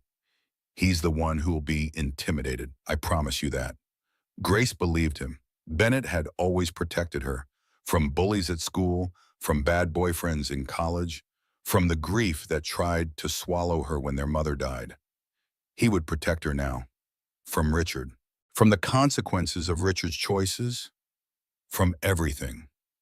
I'm scared, Grace admitted, not of Richard, of everything else, of being a single mother, of starting over, of everyone knowing what happened, of being the subject of gossip and pity. Claire moved her chair closer, took Grace's hands. Listen to me. You are 30 years old, beautiful, talented, smart. You have a career you loved and can return to. You have money, family, friends. You have everything you need to rebuild your life. And Grace, you're not starting from nothing. You're starting from wisdom. You know who you are now. You know what you won't tolerate. You know your worth. That's not nothing, and that's everything. Grace wanted to believe her, wanted to feel the confidence Claire radiated, but mostly she felt tired, bone-deep tired, the kind of tired that came from carrying too much weight for too long. "I need to sleep," Grace said. "Then sleep," Bennett replied. "We'll be here when you wake up." "We're not going anywhere." Grace climbed the stairs slowly, back to her childhood room, back to the bed with the patchwork quilt. She lay down fully clothed, pulled the blanket over herself, closed her eyes. The baby kicked, strong, healthy, demanding attention. Grace's hand covered the movement. "It's okay," she whispered. "Mama's got you. We're going to be okay. I promise. Whatever happens, we're going to be okay." She almost believed it. Grace woke to shouting, male voices, angry, loud. Downstairs, she checked her phone. 7 in the evening. She had slept for 3 hours. The shouting continued, getting louder. One voice was Bennett's, the other was Richard's. Grace got out of bed carefully, walked to the top of the stairs. "Listen." "Where is my wife?" Richard demanded. "I know she's here. I want to see Grace. Now." "Grace is resting. Doctor's orders. You're not seeing her." "I'm her husband. You can't keep me from her. That's illegal. That's kidnapping." "Grace is an adult. She chose to come here. That's not kidnapping. That's called leaving your lying ass. You have no idea what you're talking about. You have always been jealous of me. Jealous that Grace chose me over staying close to you. You never wanted her to get married. Never wanted her to be happy." Bennett's laugh was cold, sharp. "Happy? You think Grace was happy? She collapsed at a gala because her blood pressure was so high from stress. Stress you caused. Stress from watching you parade your mistress around like she's your wife. I don't know what Grace told you, but Vanessa is my assistant. Nothing more. Grace is paranoid, hormonal. The pregnancy has made her unstable. Gaslighting doesn't work on me, Richard. I've seen the evidence. The hotel records, the restaurant receipts, the text messages. I know about the affair. I know about everything." A pause, then Richard's voice lower, more dangerous. "You've been spying on me. That's illegal. Invasion of privacy. I'll have you arrested." "Go ahead. Call the police. I'd love to explain to them why I hired an investigator. Love to show them what he found." "I don't think you want that conversation, Richard. I really don't." Grace walked down the stairs slowly, each step deliberate. She wasn't hiding anymore, wasn't cowering in her room while men decided her fate. This was her life, her decision, her confrontation. She reached the foyer. Bennett stood blocking the doorway. Richard was on the front porch, red-faced, disheveled, still wearing yesterday's tuxedo shirt, wrinkled now, stained with sweat. He looked smaller than Grace remembered, less imposing, just a man, a weak, selfish man. Richard saw her. His expression shifted, softened, calculated. "Grace, baby, thank God. Your brother won't let me see you. I've been so worried. Are you okay? Is the baby okay?" Grace didn't answer, just looked at him, really looked. Saw him clearly for the first time in years. The charm was still there. The handsome face, the practiced concern, but it was all performance, all manipulation. There was nothing real underneath. "Grace, we need to talk," Richard continued. He tried to step inside. Bennett didn't move, just stood there, immovable. "Please, let me in. Let me explain." "Explain what?" Grace asked. Her voice was calm, steady. "Explain Vanessa. Explain the affair. Explain bringing her to our anniversary dinner. Explain the text messages where you hoped I'd miscarry. Which part do you want to explain, Richard?" Richard's mask slipped, just for a second, but Grace saw it. The flash of panic, the calculation, the realization that she knew more than he thought. "I don't know what you're talking about," Richard said. He forced a laugh. "Grace, you're not thinking clearly. The pregnancy hormones, the stress. You're confused, making up stories that aren't true." "I have proof," Grace said quietly. "Bank records, emails, text messages, photos. I have everything, Richard. Your investigator was very thorough. Or rather, my brother's investigator was very thorough." Richard's face went pale, actually pale. The blood drained from his cheeks. His eyes darted to Bennett, then back to Grace. "You hired an investigator?" Grace, that's insane. That's paranoid. You violated my privacy. You violated our marriage, Grace shot back. You violated my trust, my dignity, my health. You don't get to talk to me about violations. Whatever you think you found, it's not what it looks like. I can explain everything. Just let me in. Let's talk privately, without your brother hovering like a bodyguard. No, Grace said, we're not talking privately. We're not talking at all. You are going to leave. You're going to stay away from me, and you're going to wait to hear from my attorney. That's Claire Bennington, by the way. You remember Claire, my best friend, the litigation attorney who's never lost a case. Richard's expression hardened. The charm dropped completely. What was underneath was ugly, entitled, cruel. You think you can threaten me? You think you can take my money and my reputation? I will destroy you in court, Grace. I will make your life hell. That baby, I'll fight for custody just to punish you. I'll drag you through so much legal mud you'll beg me to take you back. Grace felt something inside her snap. Not break, snap into place. Like a lock turning, like a door opening, like clarity finally arriving after years of fog. You're not getting custody, Grace said. You're not fighting for anything. Because, Richard, you're going to be in prison. Securities fraud, wire fraud, money laundering. The U.S. Attorney's Office received a very detailed complaint this afternoon, complete with documentation. They'll be issuing subpoenas by tomorrow morning, arrest warrants by end of week. Richard froze. His mouth opened, closed, opened again. You're bluffing. I'm not bluffing. $8 million, Richard. Stolen from 12 clients over 18 months. Hidden in offshore accounts. You and Vanessa, both of you. Federal crimes, 20 years minimum, no parole. You can't prove anything. Actually, I can. Bank statements, transfer records, emails between you and Vanessa discussing the Cayman accounts, the Morrison Family Trust, the Chen Retirement Fund. Should I continue? Because I have pages of documentation. Literally hundreds of pages. Richard tried to push past Bennett. Bennett's hand shot out, stopped him with one palm pressed against Richard's chest. Back up. Get your hands off me. Then stop trying to enter a private residence without permission. That's called trespassing. And unlike your crimes, I'd be happy to call the police about it. Richard stumbled backward, his face twisted with rage. You stupid bitch. You have no idea what you've done. You think you're so smart, so righteous? You're nothing, Grace. Nothing. You were nothing when I met you. Some art curator making $40,000 a year, living in a studio apartment in Queens. I made you, gave you everything. The penthouse, the lifestyle, the social standing. And this is how you repay me?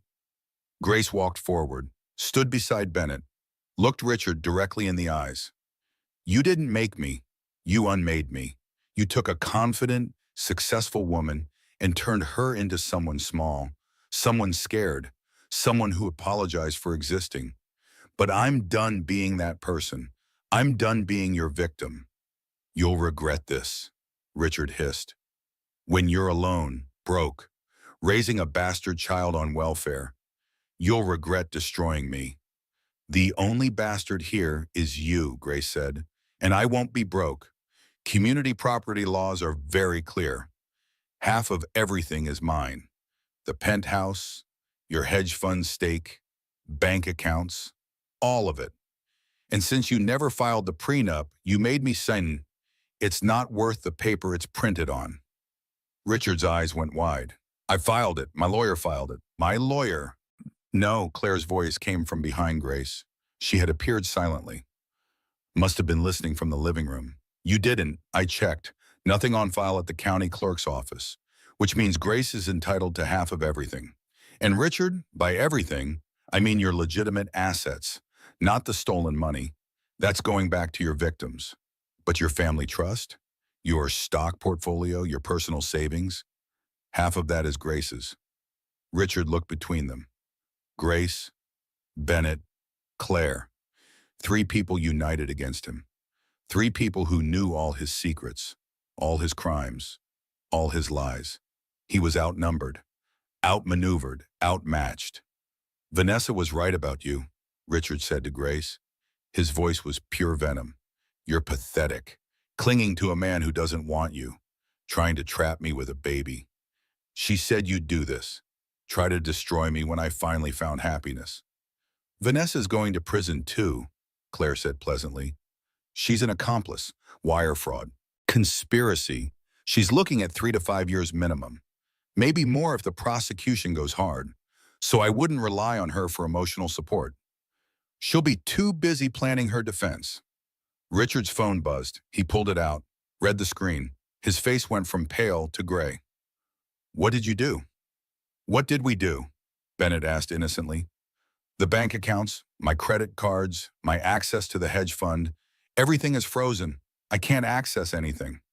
I know, Bennett said. I had them frozen this morning, called in some favors, told the banks there were concerns about fraud and financial irregularities. They were very cooperative, especially when I mentioned I sit on 3 bank boards and would be happy to recommend audits. That's illegal. You can't freeze my accounts.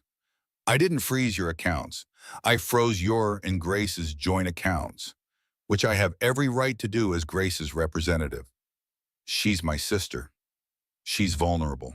She's protecting her interests. That's not illegal. That's smart. Richard's hands shook, actual shaking. Grace saw it and felt nothing. No sympathy, no regret, just cold satisfaction. He had tried to destroy her, tried to stress her into losing her baby, tried to steal her money and her dignity. Now he was getting exactly what he deserved. I'll go to the media, Richard threatened. Tell them you're kidnapping Grace, that you're controlling her, that you're trying to steal her inheritance for yourself. Do it, Bennett said. Please do. I'd love to hold a press conference. Show reporters the evidence of your affair, your fraud, your attempts to harm your pregnant wife. Go ahead, Richard. Make this public. I dare you.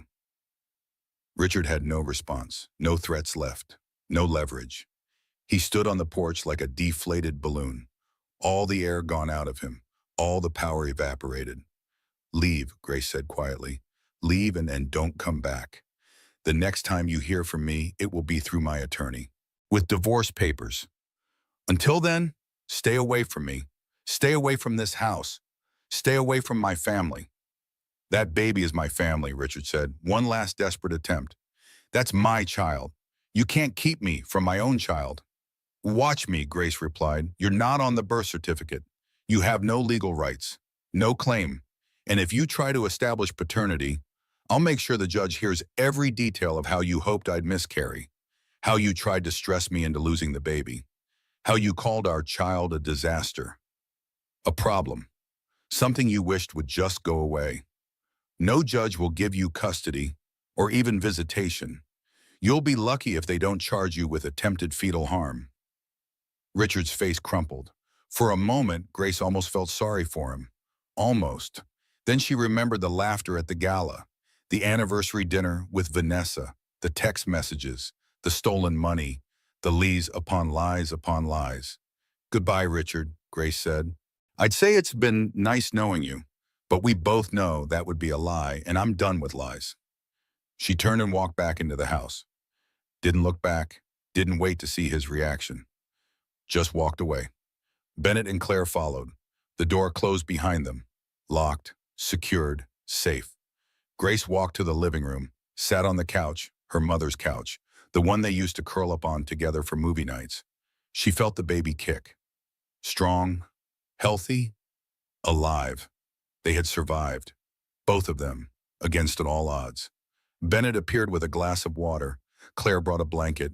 They settled on either side of Grace, protective, supportive, present. He's going to try again, Grace said. He won't give up that easily. Let him try, Bennett replied.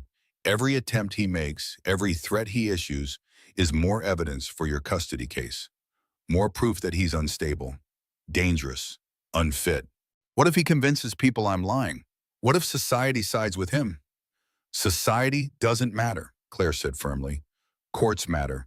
Evidence matters. Truth matters. And Grace, the truth is on your side. Completely, overwhelmingly, undeniably. Richard is finished. He just doesn't know it yet. Grace wanted to believe her, wanted to trust that justice would prevail, that good would triumph over evil, that the system would protect her and her baby. But she had been let down so many times, betrayed so deeply. Trust didn't come easily anymore. I'm exhausted, Grace admitted. Not physically, emotionally. I'm so tired of fighting. Then stop fighting, Bennett said gently. Rest. Let us fight for you. That's what family does. That's what love does. You don't have to be strong right now, Gracie. You just have to survive. We'll handle the rest. Grace leaned against her brother, let herself be held, let herself be weak. She had been trying to be strong for so long. Perfect wife, supportive partner, understanding spouse, all while drowning, all while disappearing, all while losing herself piece by piece, but that was over. She wasn't Richard's wife anymore. Not in any way that mattered. She was Grace Ashford again, the name she was born with, the identity she nearly lost, her mother's daughter, Bennett's sister, her own person. Tell me about the brownstone, Grace said, changing the subject, needing to think about something else, anything else. Tell me what you've done with it over the years. Bennett seemed to understand, started talking about renovations, the new kitchen appliances, the updated bathrooms, the garden that he maintained even though he was rarely here, the piano he had tuned twice a year even though nobody played it, the paintings he had restored professionally, all of it preservation, all of it memory, all of it love. Grace listened, let his voice wash over her, let the familiar surroundings comfort her. This house held 14 years of history, her entire childhood, her mother's final years, the foundation of who she was before the world got complicated. Outside, Grace heard a car start. Richard leaving, defeated, diminished, alone. She didn't feel triumphant, didn't feel victorious, just felt tired, tired and relieved, like a weight had been lifted, like she could finally breathe again. What happens tomorrow? Grace asked. Tomorrow, Claire said, I file divorce papers, citing irreconcilable differences in adultery. I also file for a restraining order, keeping Richard away from you and this property. Then I draft a custody agreement that gives you sole legal and physical custody with no visitation for Richard. We hit him with everything at once, overwhelm him, force him to fight on multiple fronts. Will it work? It will work. Grace, you have to trust me. I'm good at my job, really good, and I'm motivated. Richard hurt someone I love. I'm going to make him pay for that in every legal way possible. Grace nodded, trusted, let go. She had been carrying everything alone for so long, making every decision, solving every problem, protecting everyone's feelings except her own. But not anymore. Now she had help, real help, people who loved her, people who would fight beside her, people who wouldn't let her fall. The baby kicked again. Grace's hand covered the movement. Did you feel that? Bennett's hand joined hers, then Claire's. All three of them connected. Family, chosen and biological. United, strong. That's a fighter, Bennett said, just like their mama. Grace smiled, small, real, the first genuine smile in days, maybe weeks. You think? I know, this baby is going to be strong, brave, stubborn, all the best Ashford traits. And some Hartley traits too, Grace said. The baby is still half Richard. Biology doesn't determine destiny, Claire replied. How you're raised determines who you become. This baby is going to be raised by you, with love, with honesty, with integrity. That's what will matter, not DNA. Grace hoped Claire was right, hoped genetics weren't destiny, hoped her child could be better than their father, hoped love could overcome bad blood. I'm going to be a good mother, Grace said. Not a question, a statement, a promise. You're already a good mother, Bennett replied. You left a bad situation, protected your child from toxicity. That's good mothering. Everything else is just details. They sat together as the sun set outside. The brownstone settled into evening quiet. No more shouting, no more Richard, no more drama, just peace. Fragile peace, temporary peace. But peace, nonetheless. Grace knew it wouldn't last. Tomorrow would bring new challenges. Divorce proceedings, federal investigations, public scandal, society judgment. All of it was coming. Inevitable, inescapable. But tonight, Grace was safe, home, protected. And for the first time in months, that was enough. 3 days passed. Grace didn't leave the brownstone, didn't answer calls except from Bennett and Claire, didn't check social media, didn't read news, just existed in a bubble of safety, eating when told to eat, sleeping when exhaustion forced her, sitting in her mother's garden and trying to remember who she used to be. Dr. Ross made house calls, checked Grace's blood pressure, monitored the baby. Each visit brought the same verdict. Physically, Grace was stable. The baby was thriving. But emotionally, Grace was hollow, going through motions, disconnected from reality. It's normal, Dr. Ross assured her. You've experienced significant trauma. Your mind is protecting itself, giving you space to process. But, Grace, you need to talk to someone, a therapist, a counselor, someone trained to help you work through this. Grace nodded, agreed, made no moves to actually find a therapist. Talking meant feeling. Feeling meant pain. Pain meant breaking down completely, and Grace couldn't break down. Not yet. Not while there was still so much to handle, so much to survive. On the fourth night, Grace couldn't sleep. 2 a.m. The house was silent. Bennett was asleep in his old room. Claire had gone home hours ago. Grace lay in her childhood bed and stared at the ceiling. The glow in the dark stars had faded over the years, barely visible now, ghost images of what they used to be. Grace's mind spiraled. Dark thoughts she had been avoiding finally caught up.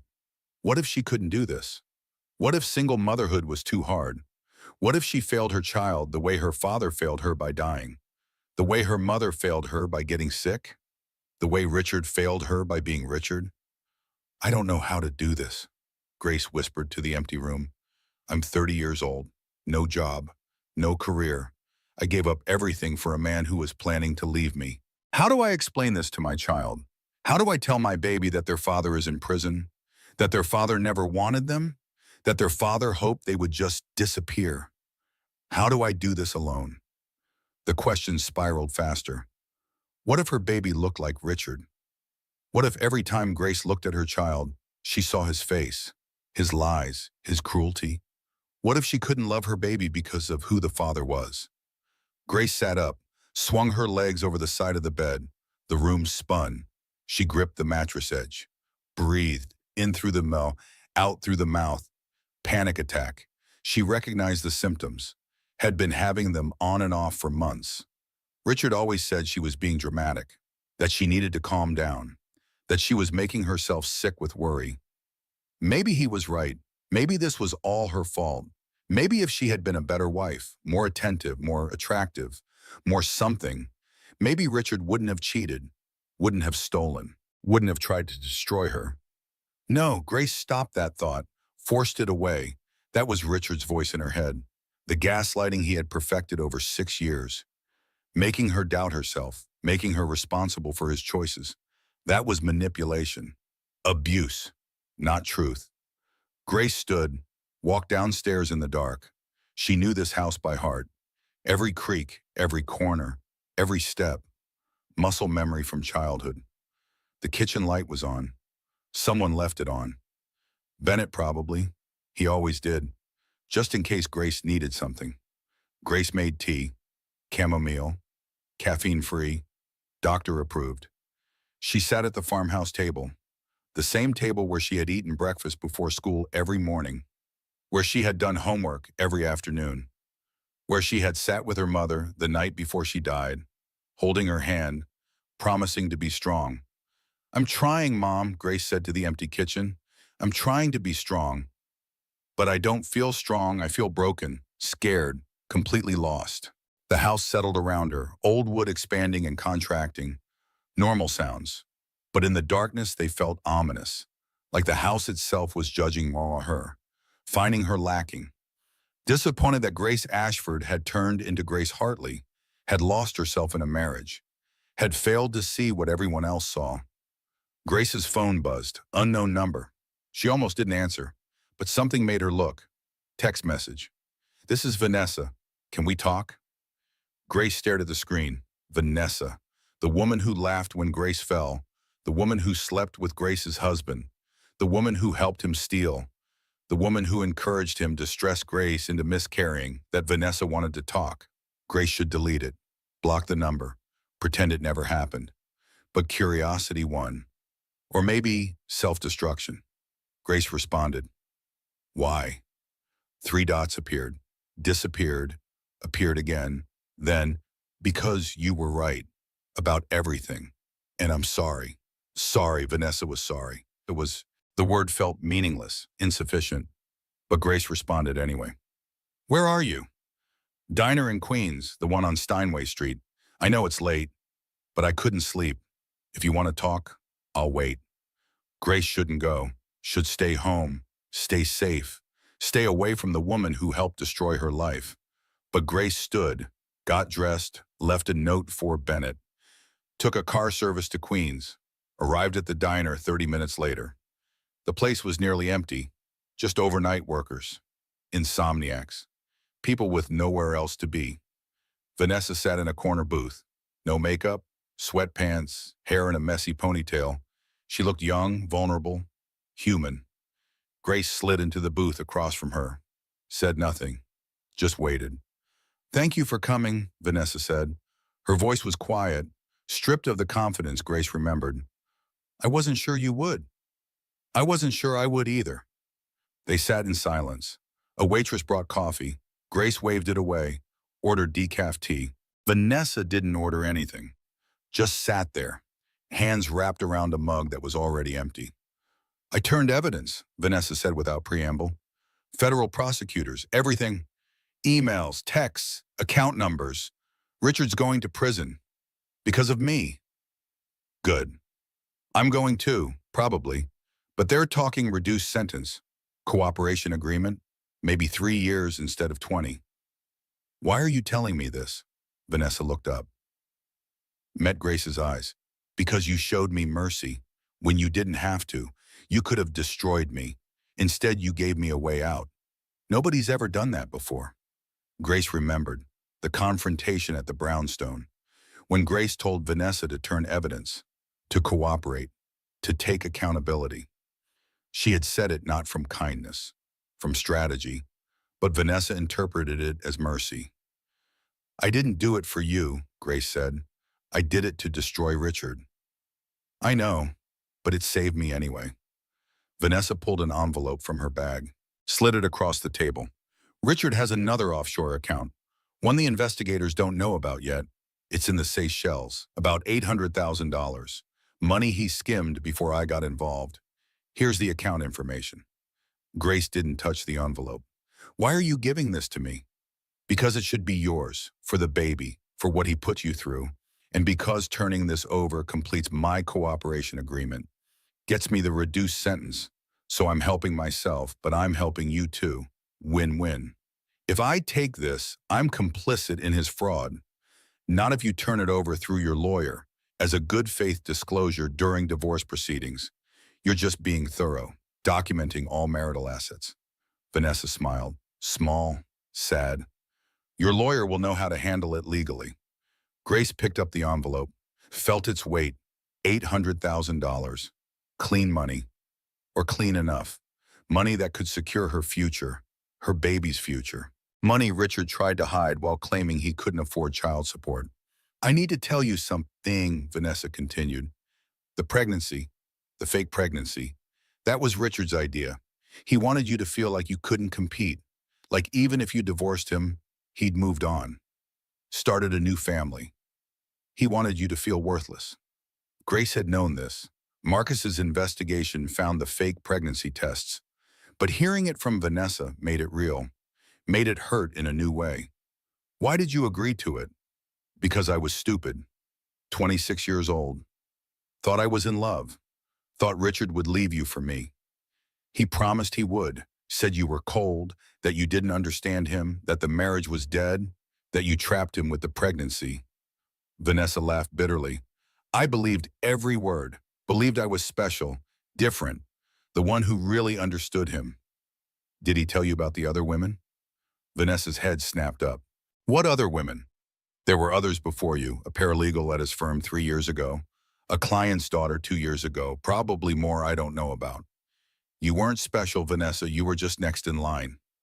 The color drained from Vanessa's face. He told me I was the only one, that he'd never cheated before me, that what we had was different. He lied. That's what Richard does. He leads, he manipulates, he takes vulnerable women and makes them feel special.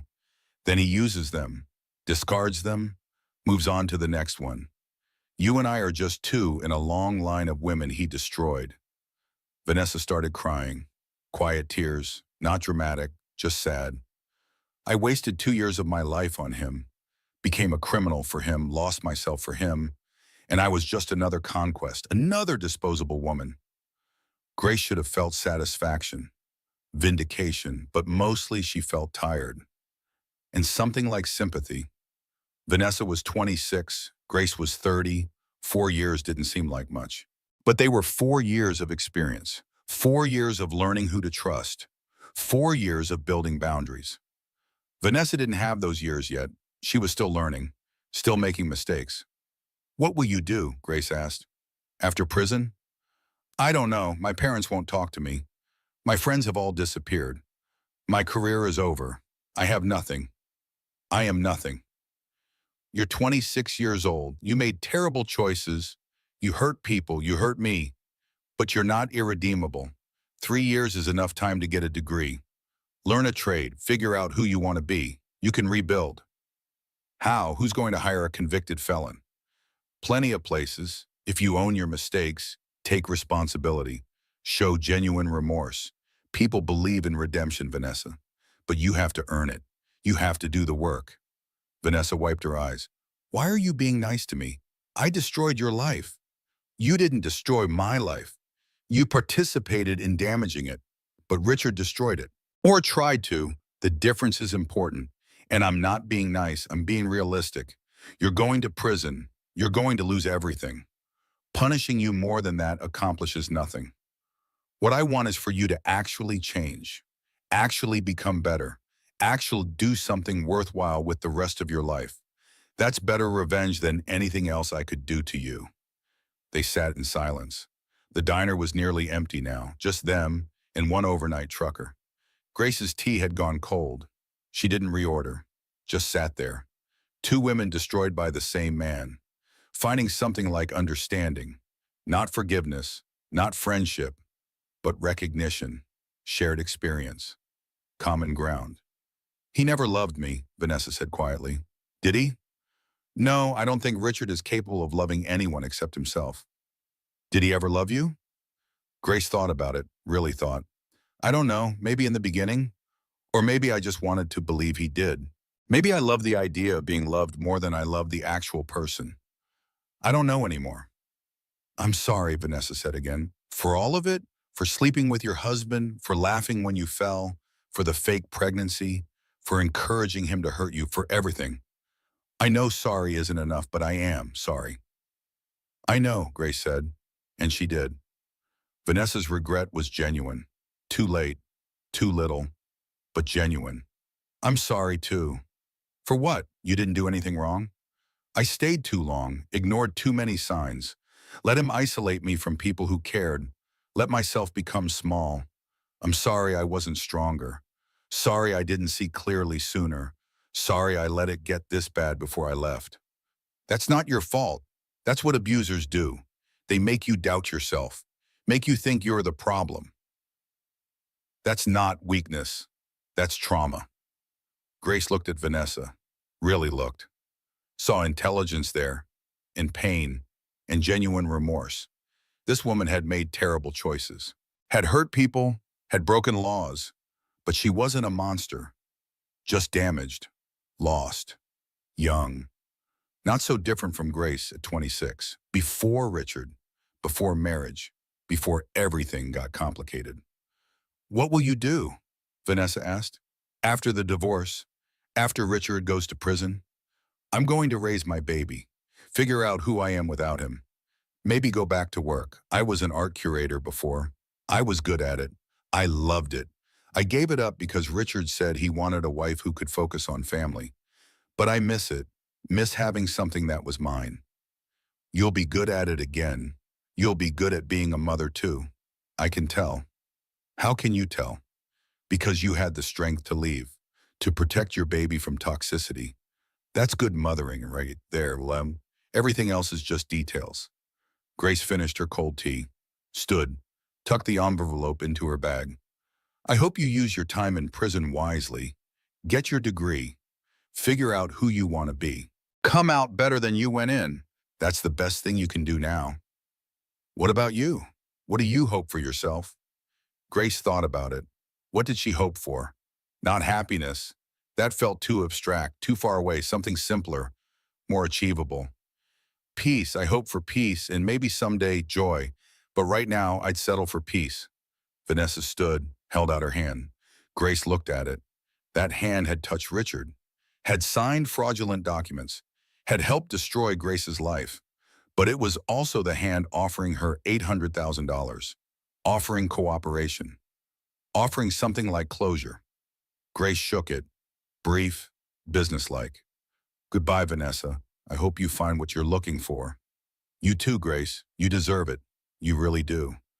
Grace left the diner, walked out into the pre-dawn darkness. Queens was quiet, peaceful, the city sleeping before the chaos of morning. She stood on the sidewalk and breathed.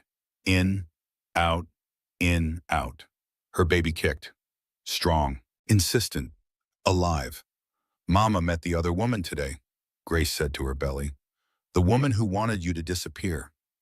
But you know what? She's not a monster. She's just a person. A damaged person. Like all of us. Like me. Like everyone. The car service arrived. Grace climbed in, gave the address, leaned back against the seat. She felt lighter. The envelope in her bag was heavy, but her heart was lighter. She had looked Vanessa in the eye, had seen her humanity, had offered something like mercy, not forgiveness, but acknowledgement, recognition that people could change, could choose better. The brownstone was dark when Grace arrived. Bennett's light was on. He must have woken up, seen her note, worried. Grace let herself in quietly, climbed the stairs slowly. Bennett's door opened before she reached it. You okay? He asked. Concern etched on his face.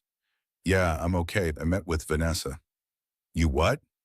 She texted, asked to talk. I went. We talked. She gave me information about another offshore account, $800,000. And she apologized, really apologized. Bennett ran his hand through his hair. Grace, that was dangerous. Meeting her alone, at night, she could have hurt you. She could have, but she didn't. She's just a girl, Bennett. A stupid girl who made terrible choices. She's not evil. Just damaged. Damaged people can be dangerous.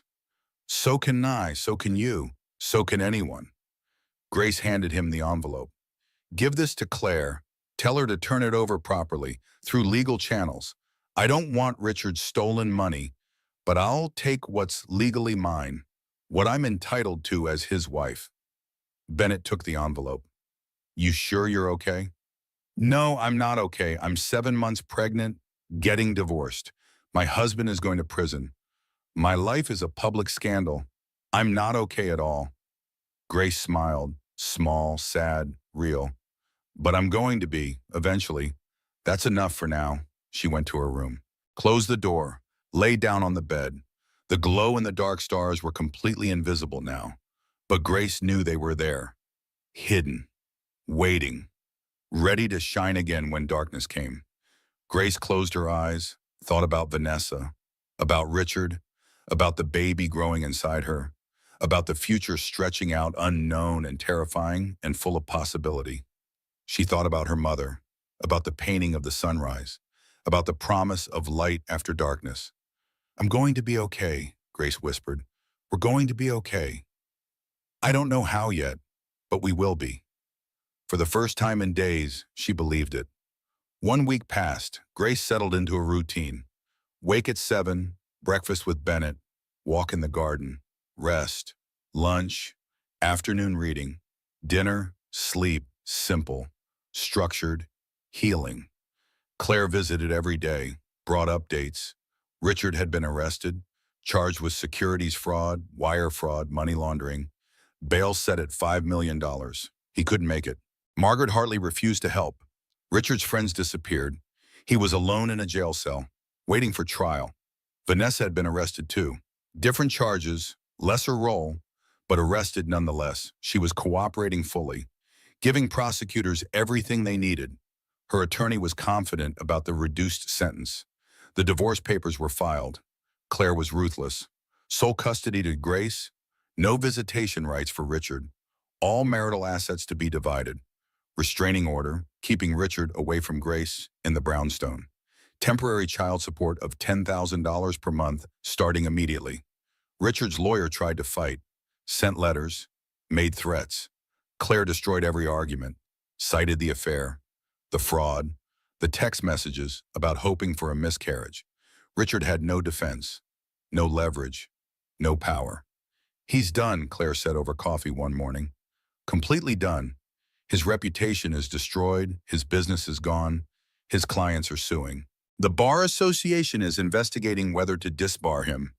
Everything he built is collapsing, and it's his own fault." Grace should have felt satisfied, victorious, but mostly she felt empty, hollow, like she had won a battle but lost something essential in the fighting. Her innocence maybe, her ability to trust, her belief that people were fundamentally good. "I don't care about Richard anymore," Grace admitted. "I just want this to be over. Want to move forward, want to forget he exists." "Soon," Claire promised. "The divorce will be final in 6 months. New York law. But Grace, you're free now. Really free. Richard has no power over you, no way to hurt you. You've won." But winning felt hollow. Grace went through motions, did what was expected, smiled when appropriate, said the right things, but inside she was numb, processing, healing in ways that weren't visible, in ways that took time. On the 10th day, Grace's phone rang. Unknown number. She almost didn't answer, but something made her. "Hello? Grace, it's Linda Morrison from the museum." Grace sat up straight. Linda, her former boss, the woman Grace had worked under for 3 years before marrying Richard, before giving up her career to be a proper society wife. "Linda, hi, how are you?" "I'm good. Listen, I know this is out of the blue, and I know you've been going through a lot. The news has been everywhere. I'm so sorry, Grace. You didn't deserve any of that." "Thank you. I'm calling because I have a proposition. We have a grant-funded research position, cataloging restoration documentation for our permanent collection. It's part-time, flexible hours. You could work from home mostly, only come in when you want to. And Grace, I know you're pregnant. I know you have a baby coming. This position is designed for that. For mothers, for women who need flexibility. I immediately thought of you." Grace's breath caught. A job, real work, something that was hers, something Richard couldn't touch or ruin or take away. "I don't know what to say." "Say you'll think about it. The pay is modest. $60,000 a year for 20 hours a week. Not what you made before. But it's steady, it's meaningful. And Grace, I've missed having you on my team. You were the best curator I ever worked with. The most talented, the most passionate. I'd love to have you back, in whatever capacity works for you." Tears burned Grace's eyes, good tears, grateful tears. "Can I start after the baby is born? I'm due in 2 months." "Absolutely. Take all the maternity leave you need. The position doesn't officially start until January anyway. That's 4 months from now. Plenty of time to have the baby, recover, adjust. When you're ready, we'll be here." "Then yes, I want the position. Thank you, Linda. Thank you so much. Thank you for saying yes. Welcome back, Grace. We've missed you." Linda hung up. Grace sat there, phone in hand, staring at nothing. She had a job, a real job, something to look forward to, something to build toward. Her future wasn't just single motherhood and survival. It was work she loved, purpose, identity beyond wife and mother. Grace stood, walked downstairs, found Bennett in the study, working on his laptop. "I have a job," she announced. Bennett looked up, smiled. "You do?" "Museum curator, part-time, flexible hours, starting in January. Linda Morrison called and offered me a position." "That's incredible, Gracie. Congratulations." "I have a career again. Something that's mine, something I'm good at, something that matters."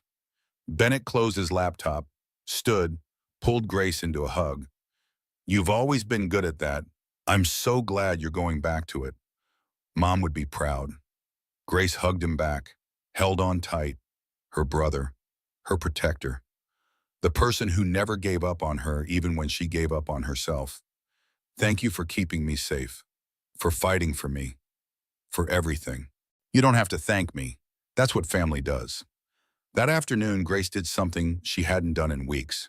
She opened her laptop, logged into her old email account, the one from before Richard, the one with her maiden name, Grace Ashford, not Grace Hartley, never Grace Hartley again. There were emails, hundreds of them. Most were spam, but some were from old friends, college roommates, former coworkers, people who had fallen away during her marriage, people she had stopped calling because Richard always had reasons they couldn't visit, couldn't attend parties, couldn't maintain friendships.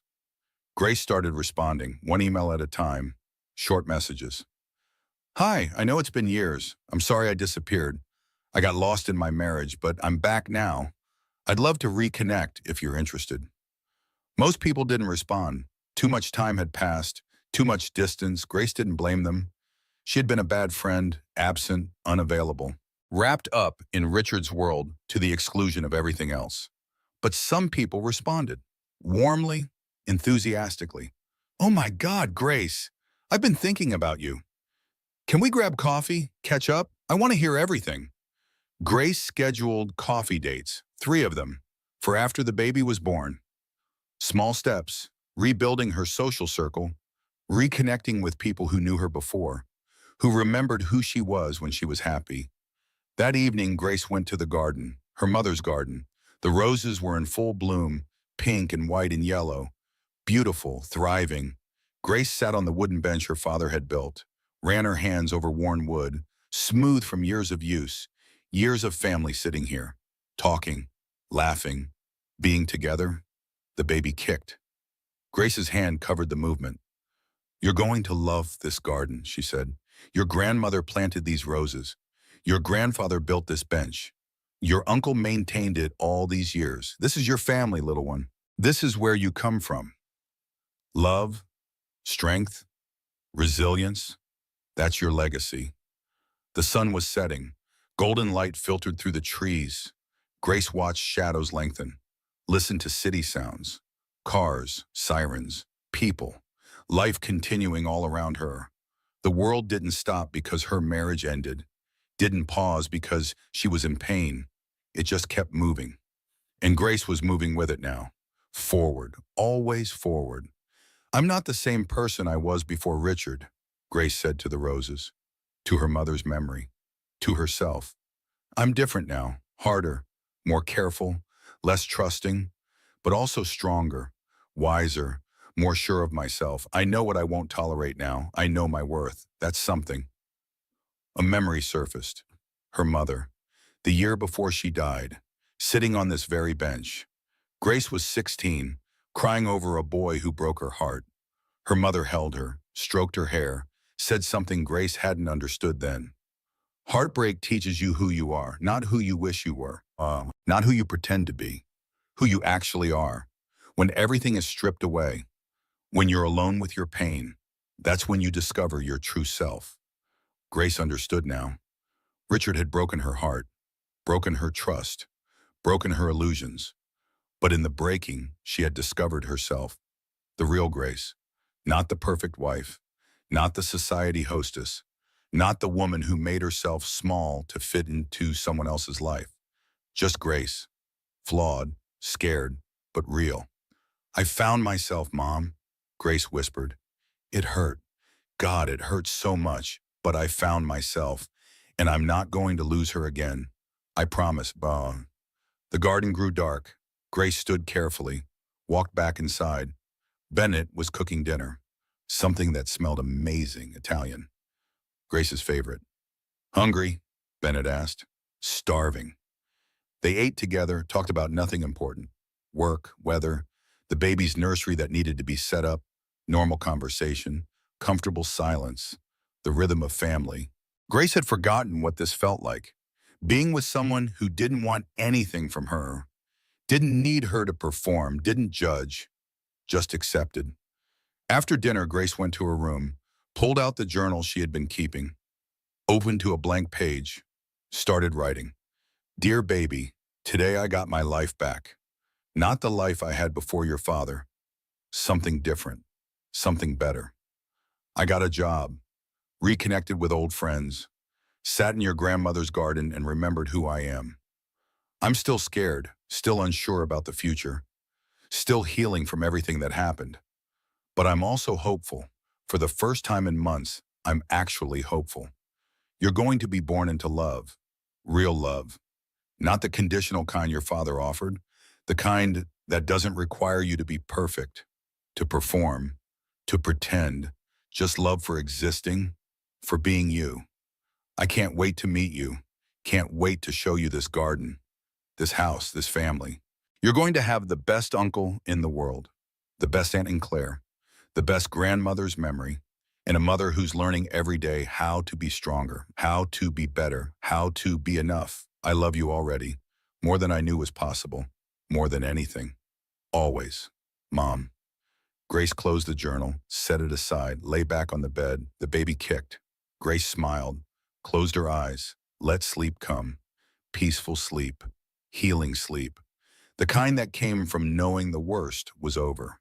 The storm had passed, sunlight was breaking through. Tomorrow would bring new challenges, but tonight Grace was safe. Home, hopeful, and that was enough. 2 weeks later, Grace stood in front of the bathroom mirror, 8 months pregnant now, enormous, swollen, uncomfortable, but healthy. The baby was strong, active, growing exactly as expected. Dr. Ross was pleased. Blood pressure stable, no signs of preeclampsia. Grace was cleared for normal activity, within reason. Today was Richard's arraignment. Grace didn't have to attend. Claire said it was optional. But Grace wanted to be there. One wanted Richard to see her, wanted him to know she was still standing, still strong, still here. She dressed carefully, navy blue dress that fit her pregnant body, simple jewelry, hair styled, makeup done. She looked good, healthy, put together, not like a victim, like a woman who had survived, who was thriving. Bennett drove her to the courthouse. Claire met them outside. You sure about this? Claire asked. It's going to be intense. Media, spectators, Richard's family, everyone's going to be there. I'm sure I need to see this, need to watch him face consequences, for me, for closure. They entered through a side door, avoiding reporters. The courtroom was packed, society people, Richard's former clients, lawyers, journalists. Everyone wanted to watch the fall of Richard Hartley, from hedge fund darling to federal criminal. It was the scandal of the season. Grace sat in the gallery, Bennett on one side, Claire on the other. Protected, supported. She kept her head high, didn't hide, didn't shrink. Let people stare, let them whisper.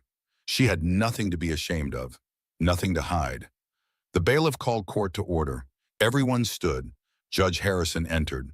Older woman, stern expression, no nonsense demeanor. She sat. Everyone else sat. The door opened. Richard was brought in. Orange jumpsuit, handcuffs, shackles.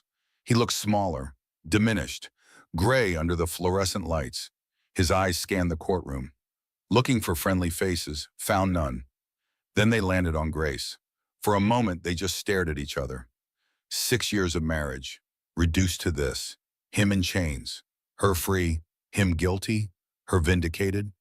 The expression on his face was complex, surprise, anger, something that might have been regret, but probably wasn't.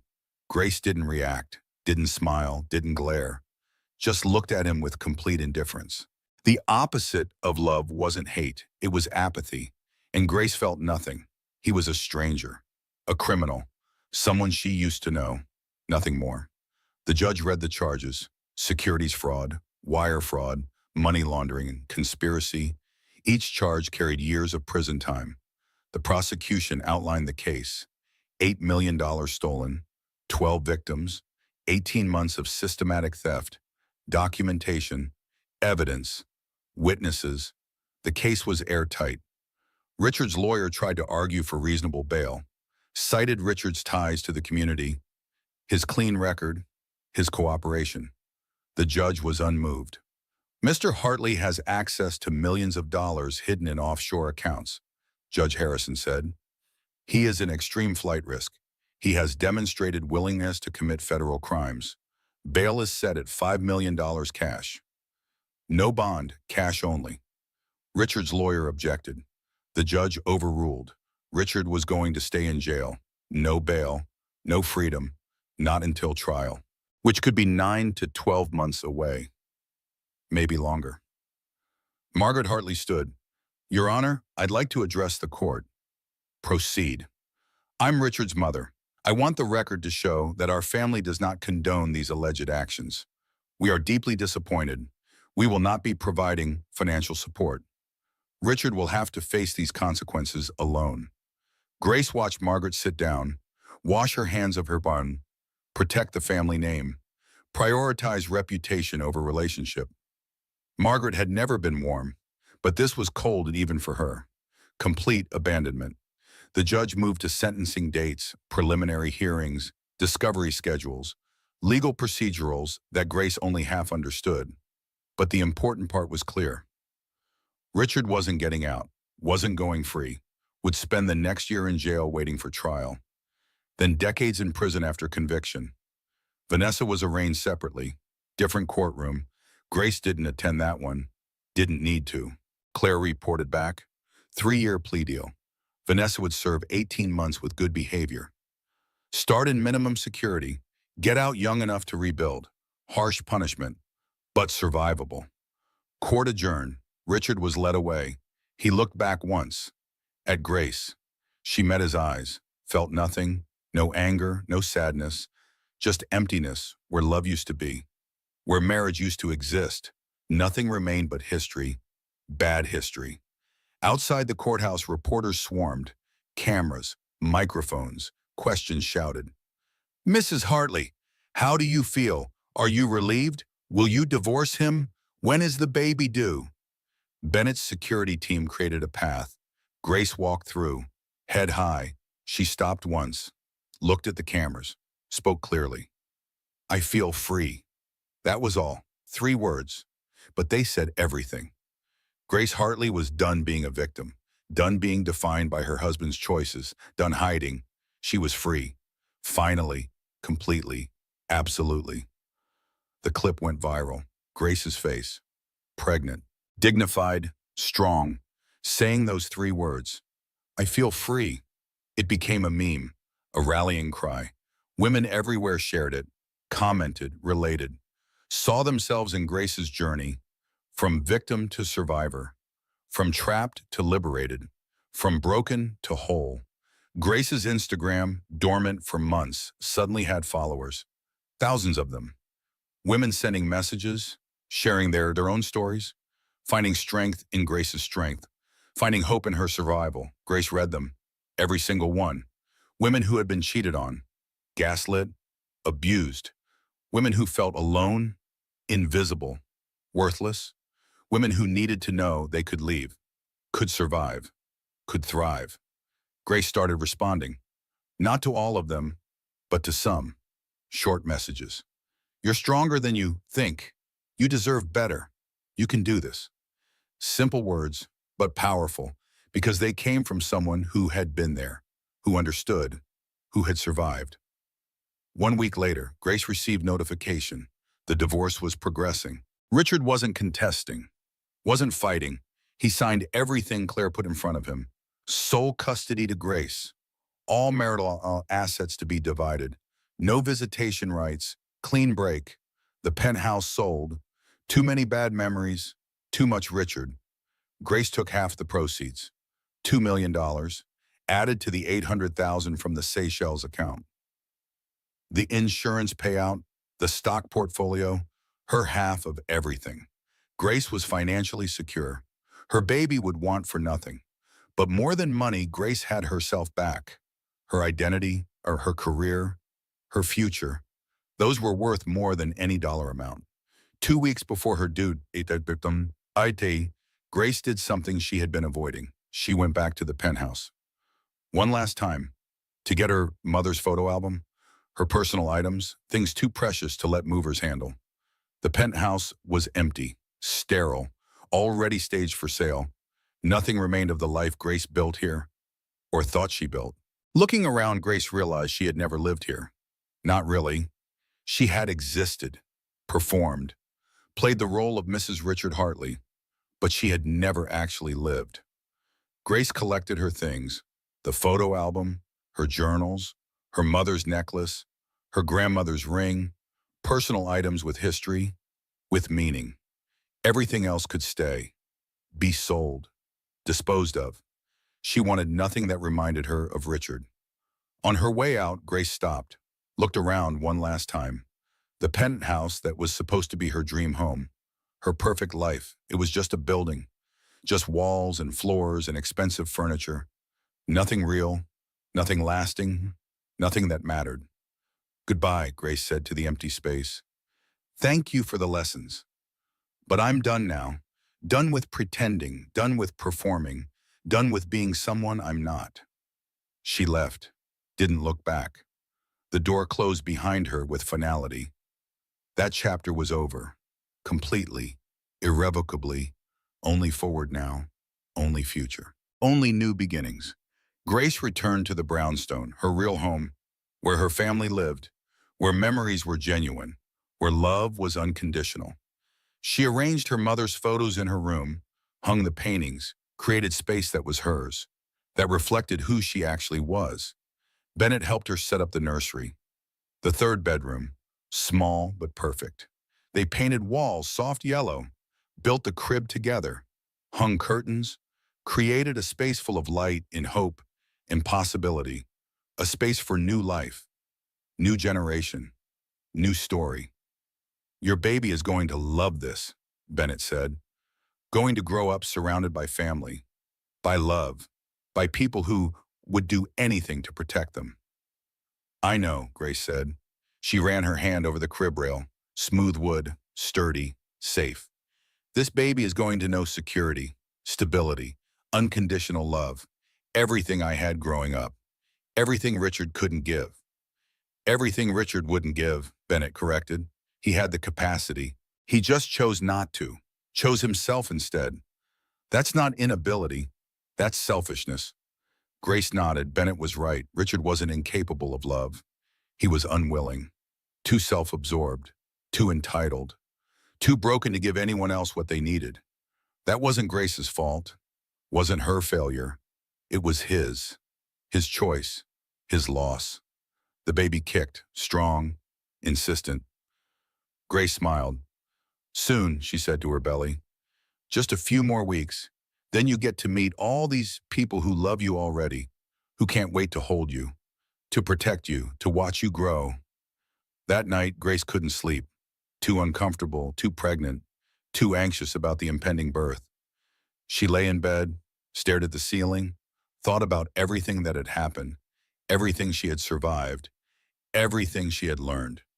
She reached for her journal, started writing. 10 things I learned from leaving. 1, you can survive things you thought would destroy you. 2, the people who really love you will fight for you. 3, healing isn't linear. Some days are better than others. 4, you're stronger than you know. 5, it's okay to ask for help. 6, your worth isn't determined by someone else's ability to see it. 7, starting over isn't failure, it's courage. 8, the right people will celebrate your growth. 9, you don't have to forgive to move forward. 10, the life you build after loss is often better than what you lost. Grace closed the journal, set it aside. The baby kicked again. Grace's hand covered the movement. You're going to be born into a new life, a better life, a life your mother chose, fought for, survived to create. I'm so proud of that, so grateful, so ready. She closed her eyes. Let sleep come finally. Tomorrow would bring new challenges, but tonight, Grace was at peace, complete peace, for the first time in years. And that was worth everything she had been through to get here. Grace went into labor at 3 in the morning. Sharp pain woke her, immediate, unmistakable. Her baby was coming. Bennett was there in seconds. Grabbed the hospital bag, called for a car. The contractions were strong, regular, 5 minutes apart. This was happening. Labor lasted 12 hours. Difficult, exhausting. But Bennett held her hand through every contraction. Claire arrived at hour 6 with encouragement and ice chips. Dr. Ross was calm, professional, supportive. You're doing beautifully, Grace. Just a little longer. At 2:17 in the afternoon, Judith Hope Ashford was born. 7 pounds, 4 ounces. Perfect. Dr. Ross placed her on Grace's chest. Mother and daughter, skin to skin. Grace looked down at her baby and felt love so overwhelming it hurt. Hi, Judith. I'm your mama. I'm so happy you're here. Judith opened her eyes, looked at Grace like she recognized her mother's voice. They stared at each other, bound forever, inseparable. Bennett stood beside the bed with tears on his face. She's beautiful, Gracie. Mom would have loved her. The nurse brought paperwork, birth certificate. Father's name? Grace didn't hesitate. Leave it blank, just mother. Grace Ashford. Judith Hope Ashford. Not Hartley, never Hartley. Richard would have no claim, no rights, no access. And that was exactly how Grace wanted it. 2 weeks later, Grace received the news. Richard's trial was set. He remained in jail, unable to make bail. Alone, his family had abandoned him. His friends disappeared. His life was destroyed. Grace felt nothing. No satisfaction, no revenge pleasure. Just closure. He was irrelevant now. A footnote in her story. The villain she survived. Nothing more. The divorce was finalized 90 days after filing. Grace Elizabeth Ashford. Herself again. Complete. Whole. Free. 3 months after Judith's birth, Grace started working part-time from home, cataloging restoration documentation for the museum. It was everything she needed. She loved it. Remembered why she was good at it. 6 months later, Linda called with bigger news. We're creating a new curator position. European paintings. It's yours if you want it. Full benefits, flexible hours, childcare stipend. Grace accepted. Her career was back, better than before, on her terms. 1 year after Judith's birth, Grace stood in the garden holding her daughter. Judith was walking now, babbling, full of life.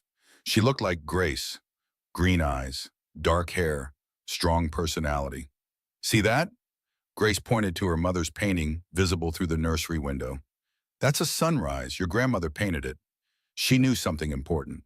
No matter how dark the night gets, morning always comes. Always.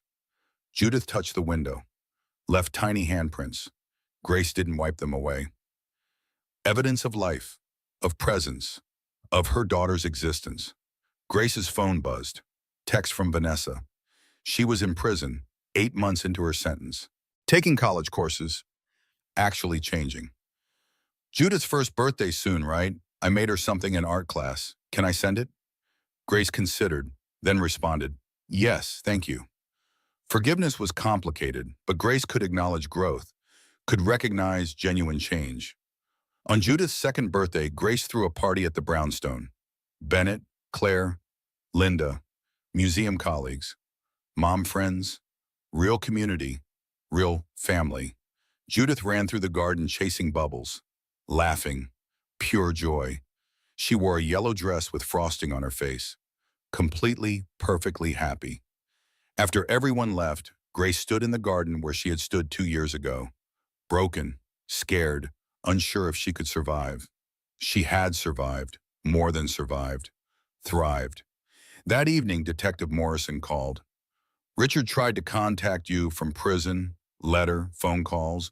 We intercepted them. He wants to see Judith, to be a father. Grace's answer was immediate. No, he doesn't get that. Not now. Not ever. She hung up.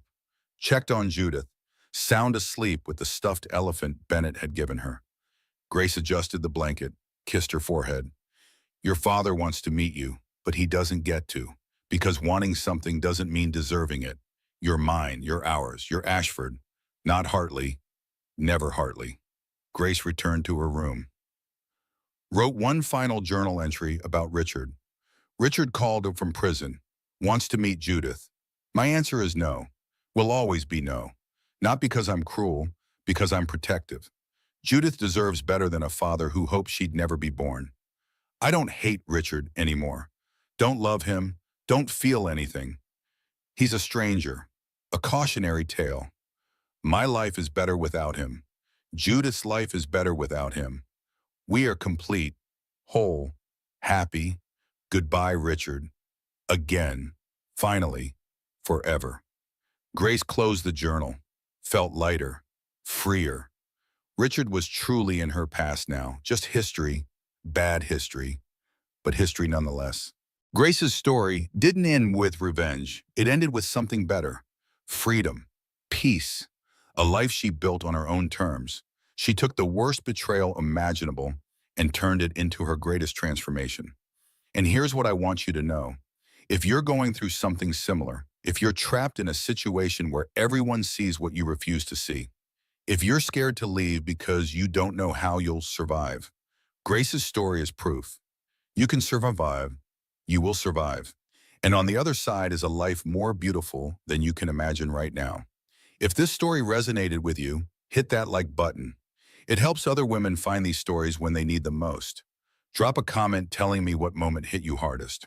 Was it the gala, the confrontation, the moment Grace finally said no? I read every single comment, and your stories inspire me. Share this video with someone who needs to hear it. Sometimes we can't say the words ourselves, but we can share a story that says them for us. And if you want more stories like this, stories about women who survived, who fought back, who rebuilt from nothing, subscribe and hit that notification bell, because every week I bring you a new story of strength, of survival, of women who refuse to stay broken. Remember, after darkness, there is always light. Always. I'll see you in the next story.